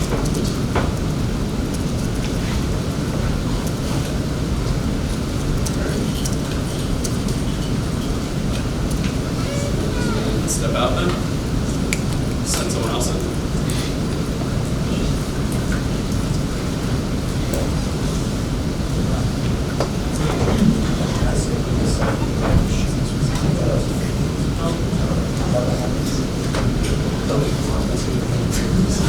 You could if you wanted to.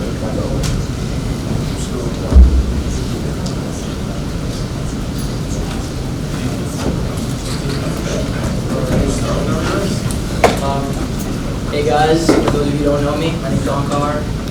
My last name's Virgia. Don't worry about it. So, I want to be an oversight because, like, I think the rules apply to everyone and not just like just the people who don't have friends on the oversight committee or don't have friends on e-board, because I feel like that happens sometimes in a lot of clubs. I want to make sure that doesn't happen here. So I want to make sure that everyone's doing their duty. I feel like I have a lot of time to commit to this as well. I know some of my other freshman senators are very busy, very involved in other clubs. I feel like I would just be a better fit for this than some of them. Does anyone have any questions for Uncle? Parker? What would you like to do in this position? What I'd like to do, well, for example, like, I was working on a bill with Ash to like, make we were discussing this a lot before we proposed the bill of making it the first and third week, just making requirements better so that people know what to do. So it's not like, oh, I didn't know, I remember. You know what you have to do, so it's easier to keep track, and then you're less likely to get beat. And as me personally, like, I'm willing to give reminders and talk to people like, hey, don't forget this, but I will be the person like, okay, I'll put you up for impeachment because you're not doing what you're supposed to do. Alan?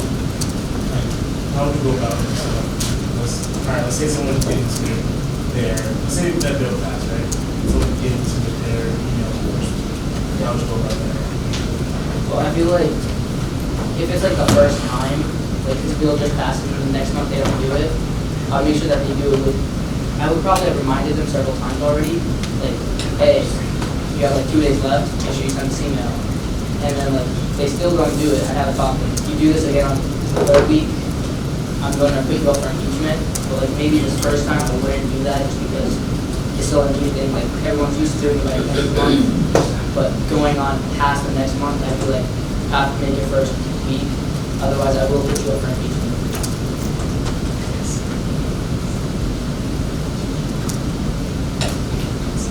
Any other questions?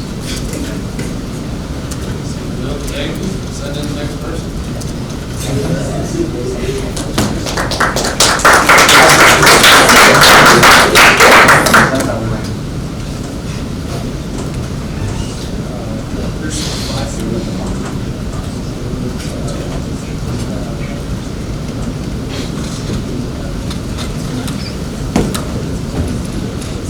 Thanks, Joe.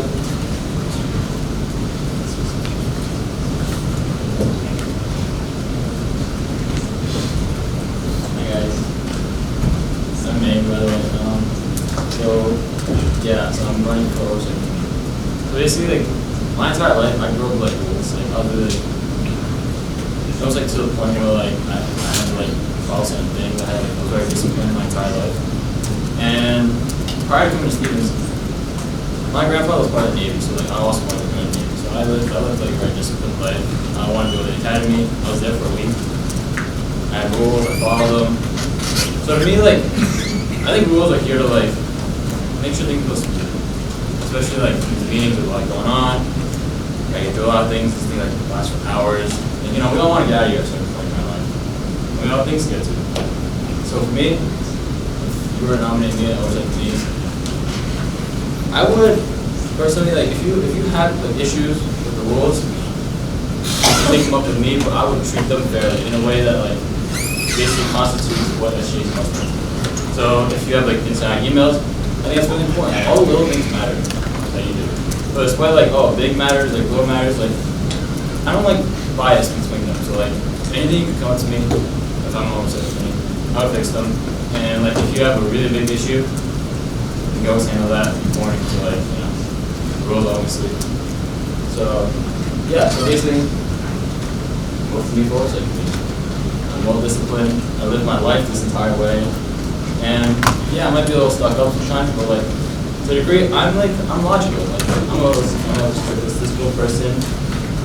Like I'm easy to talk to, so that's why I should vote for oversight. Thanks, guys. Yes, any questions for me? Yeah, sure. Tim? Yeah, so for instance, if someone like didn't submit an required email, how do you go about punishing them? Well, for me, like something as little as emails is also a big it's a big like information. So like anything, if you can't do those like something little that small, I don't know why you should be like tasked with any bigger things. So I feel like that should be handled to the degree or like basically to point circles, like any other like information.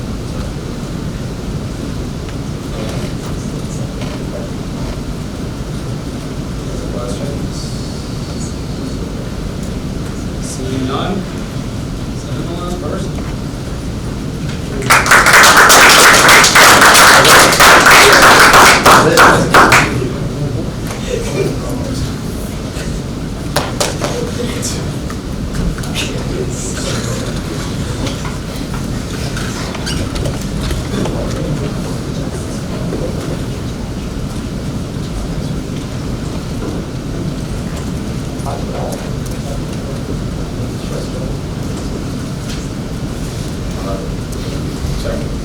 Whenever you're ready. All right. My name is Jake Milburn. Some of you know me, most of you don't. I've been working with Mark these past couple weeks on full projects for the SGA. I've been working with Matt Cunningham through the Stoop on a couple of different issues. I actually interviewed Nasir last week. That article should be coming out. Sorry.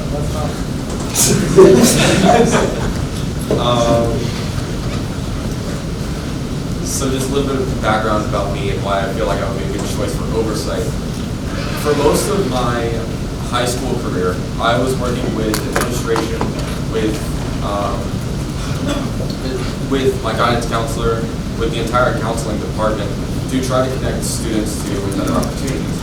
And what I found in my experience is trying to establish 3 different clubs, working as a linkage operator for the National Rural Electric Co-op Association, trying to establish learning programs for the youth. About electric co-ops was that managing people is difficult. And getting people to comply with requirements, getting people to do what you need them to do to make sure everything runs smoothly is difficult. And it's as much trying to convince them that it's the right thing to do, that it's the way you move forward, that it's the way you make progress, as it is, regrettably, sometimes you just need to bring the hammer. And on those occasions where it's difficult to decide what to do about a certain individual who they have been a valuable asset, and they hit a point where they've lost the passion, or they've lost the drive, or they just can't keep up anymore. It's trying to figure out how to treat them, how to help them, how to address the issues that they may be having with their responsibilities, trying to redelegate and coming to solutions.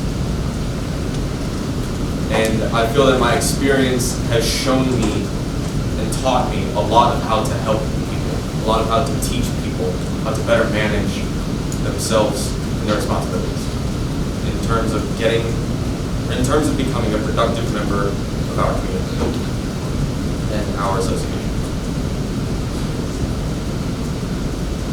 Questions? So yeah, so for instance, perhaps let's say that a senator did not miss enough of time. How would you go about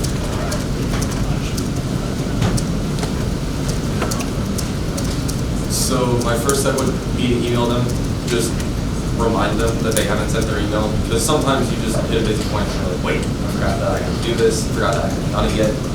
Just give them a reminder, and then give them like a 3-day window or something, send them another reminder, and then at that point I would start looking at disciplinary actions as far as what I can do punishment-wise. Because I also have to consider their schedule, what their responsibilities in the SGA are. And I know a couple of people are on 2 different committees, and some people are just extraordinarily busy. So.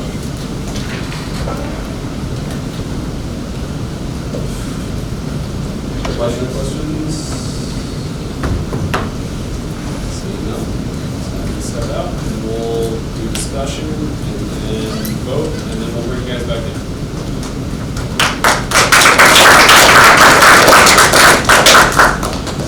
We're now in discussion on meetings. Melanie.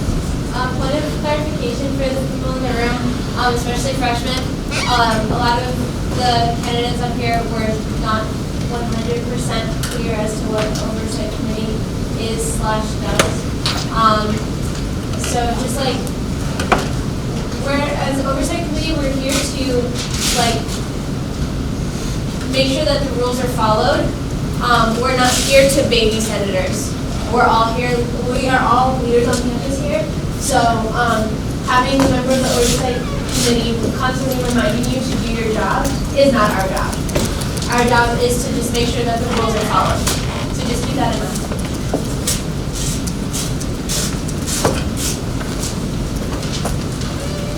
Any other discussion? This can be in general, pertaining to any of the candidates. Maddie? I agree that it's not their job to send out reminders, but I know Matthew does for us, and it's amazing because it really helps us remember everything. Because I depend on the reminders, so even though it's not the job, I think having a committee that would put that extra I would also say that they probably, they definitely haven't really been part of the SGA long enough to understand that that's not really expected to do, but I'm sure once they are voted on, they'll figure out that it's definitely not viable to always remind people all the time. So it's not like they're just assuming that that's how it works. They're just trying to be like open to the possibility. But I wouldn't like base it much off of that. But you probably. Any further discussion? Seeing none. Mark. I just want to say my personal experience that I have. Speak up, please. Sorry, I just want to say from personal experience so that it has to be like Jake and Jason have both shown like a lot of drive. So for my experience, just for my experience working. Can you repeat the last time, please? Yeah, just from my experience working with like from PCA, I've seen Jake and Jason have a lot of drive. Also, like this position, I think I haven't been like re-voted into this position, so once you pick your own committee member, like they stay until they leave or don't want to do it anymore. Technically, the Senate's supposed to vote on the new oversight for the meeting every session. I think, like I said, I think it was, but I'm really tired right now, I can't remember. Yeah, we haven't been following it. You voted first.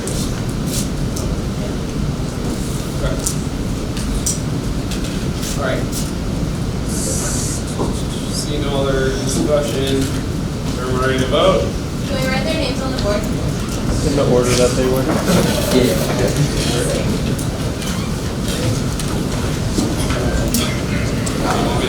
It's like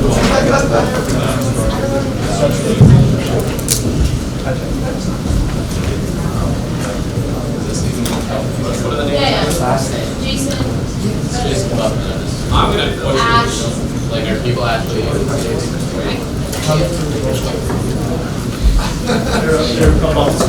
me know if I'm misspelling these. Or not get one more. One more?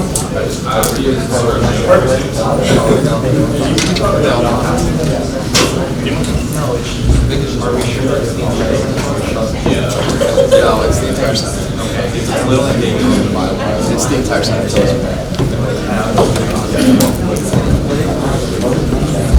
Well, I think because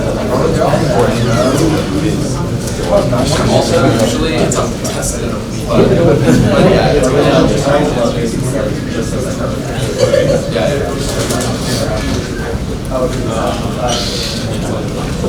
Yeah, when you guys have written down your vote, just bring it up to the front and get it to Lucas.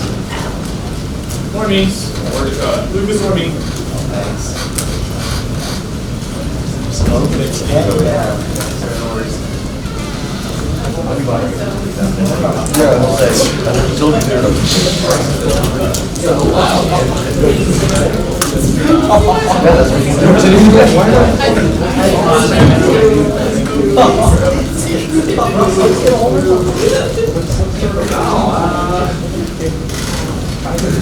Anyone else? You can take me. Anyone else? Thank you. Is there anybody who hasn't turned in yet? Any more votes?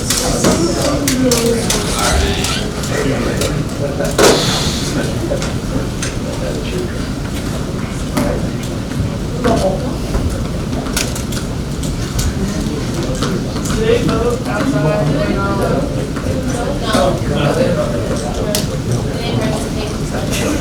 Do they get to vote for themselves? What? Do they get to vote for themselves? would it matter? Yeah. I mean, yeah, they do get to vote. They do get to vote. They're senators. I have friends who like never vote themselves. It's also a secret. It's a secret ballot, so like we should bring them back in and let them vote.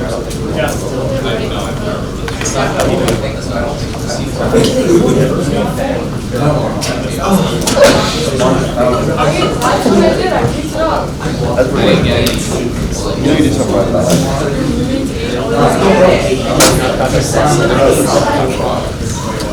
Yeah, that's why I wish I could. I mean, like, next to my contract was to talk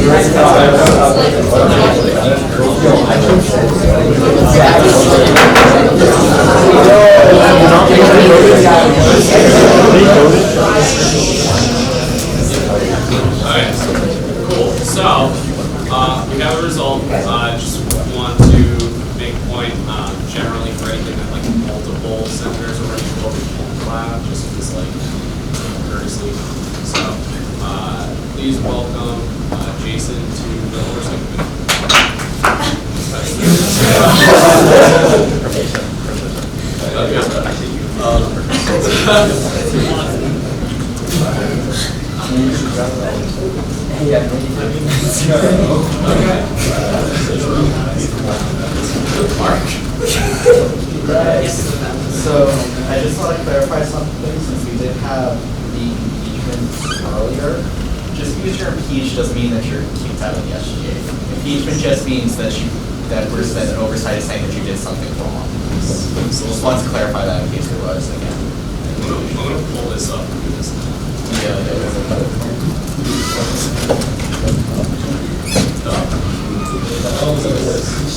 No, that is not the list. Okay, so this is CODA, this is the acts passed last semester that kind of updated everything. This is the bill that was passed last semester. So, step part 1, oversight committee shall impeach an official by adopting the motion to move to impeach whoever. So this was done by the oversight committee before the meeting for the 5 senators. So that's already a set thing. To clarify, this just starts the process. So when somebody is impeached, basically this means they haven't fulfilled one of their requirements. So they're brought up, and the impeachment itself has already happened, but impeachment does not mean removal. It just means that the disciplinary action process has been started. So, after that, somebody may make a trial before the Senate. So, the trial must occur if any senator moves that, quote, the Senate try the impeachment of insert name. The motion shall have the following characteristics as shown, and then it's chaired by the BPO.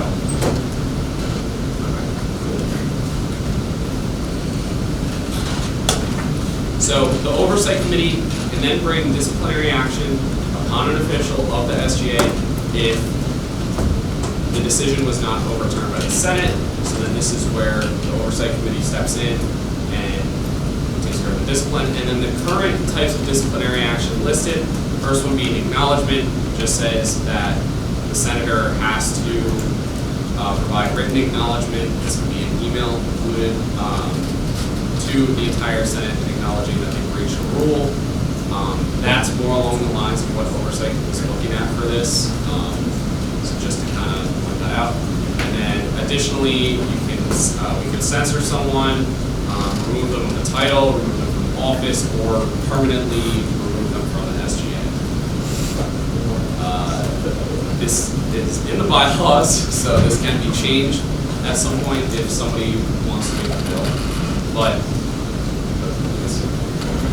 yeah, so I would say that since the motion hasn't actually been made yet, I would suggest not actually moving to impeach them this week, given the fact that they haven't even been told that they were going to potentially be brought up for impeachment tonight. So there's multiple people who do not know this now. Mark, they've already been impeached. This would just be almost like I said make the motion. yeah, so the thing we want to point out is, again, and I was going to say this as well, since we just brought this up in the meeting, for most people it's the first they've heard of it, and there are people that are not here, I would recommend that the Senate does not make a motion for the trials this week, instead of making trials next week. As it is, the meeting's already gone for 2.5 hours, so it's not the point. Well, oversight will be sending out emails to everyone not here that was impeached, just to notify them as well. Does anyone have any questions about the impeachment stuff? Great. In the future, I think that people need to be notified of the meeting. Great.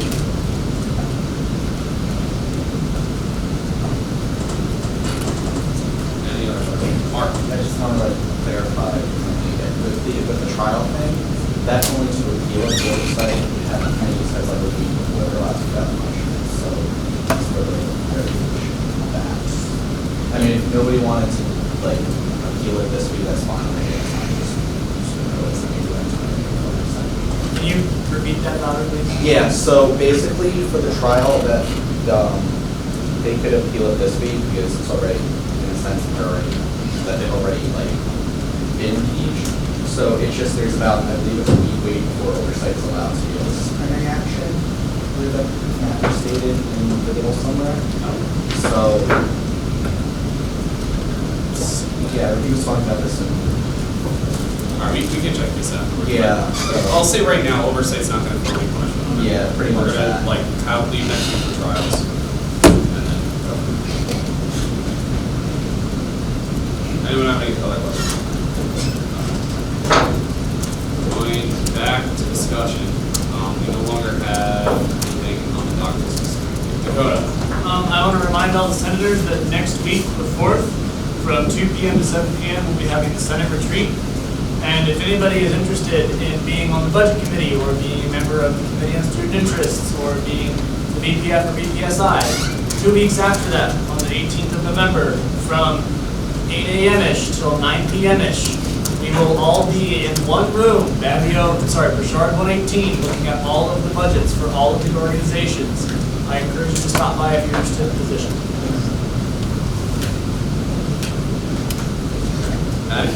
So I know we were talking about PR and sending emails out and then possibly the committee. I just had this idea kind of thrown out there. So I supported the bill with the first month and first week and last week. And it's a good place for now. But if you were to make a separate meeting out, put it on PR, it could kind of relate back to what we talked about a little earlier in the semester where filling vacancy spots for people that aren't in a grade. So if you make a committee with upperclassmen that make that email, they'll be able to know more about it, and anybody just send that email out, and then all the responses will then go to that committee of upperclassmen, and that could kind of be a way to take seats, and it wouldn't have to be specific class. So just throwing that out there, because everyone talked about that earlier, shot down to the bylaws. But if you had a committee like that, you could change the bylaws around at that time.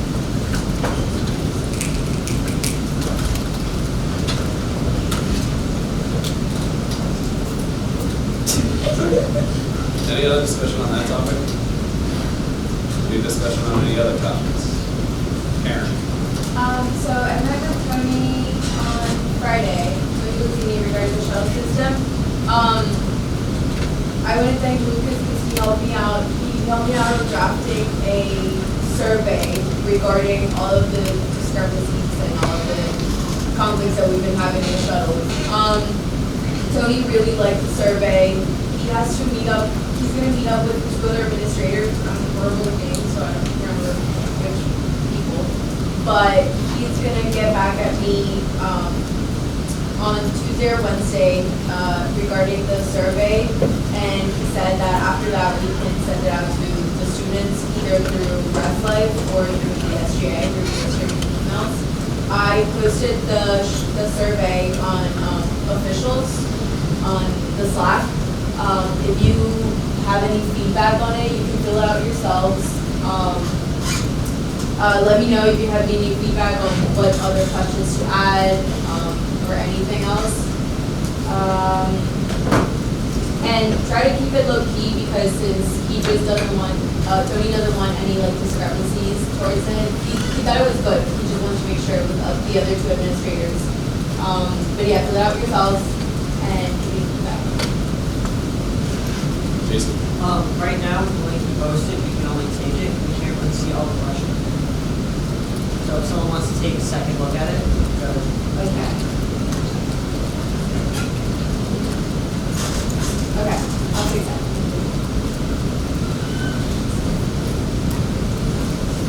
Any other discussion?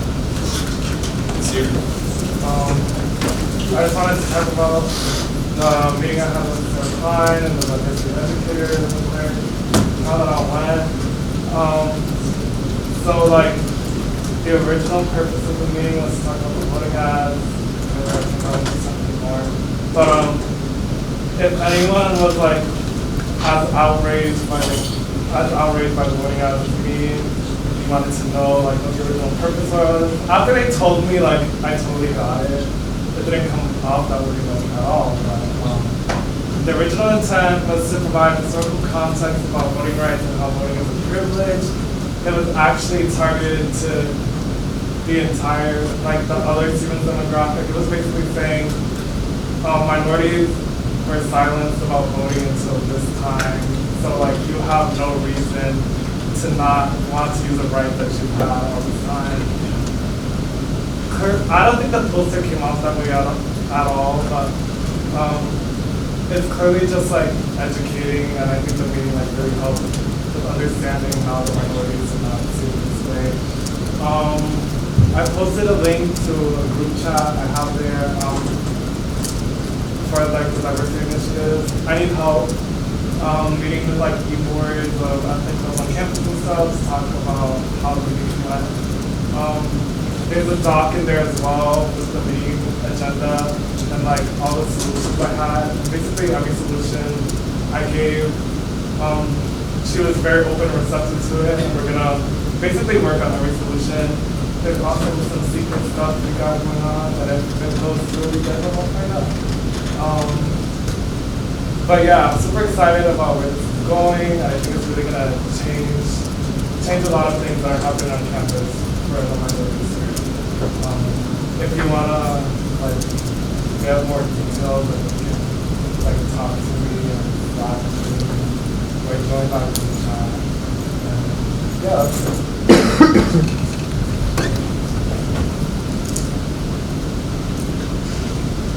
Any other discussion?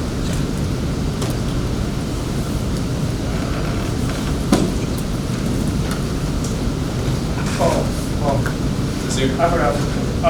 Also, out of that meeting, BSU is going to be partnering with Student Affairs, and now we're trying to partner with the rest of the organizations to create sort of like a voting rally on November 6th. If you want to get involved with that, also.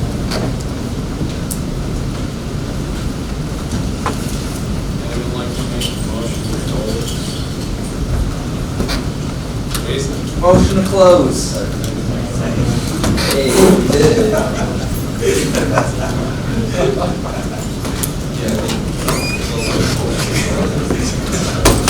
All in favor of closing the meeting, please say aye. Aye. All opposed, please say nay. Motion passes. Meeting is now closed.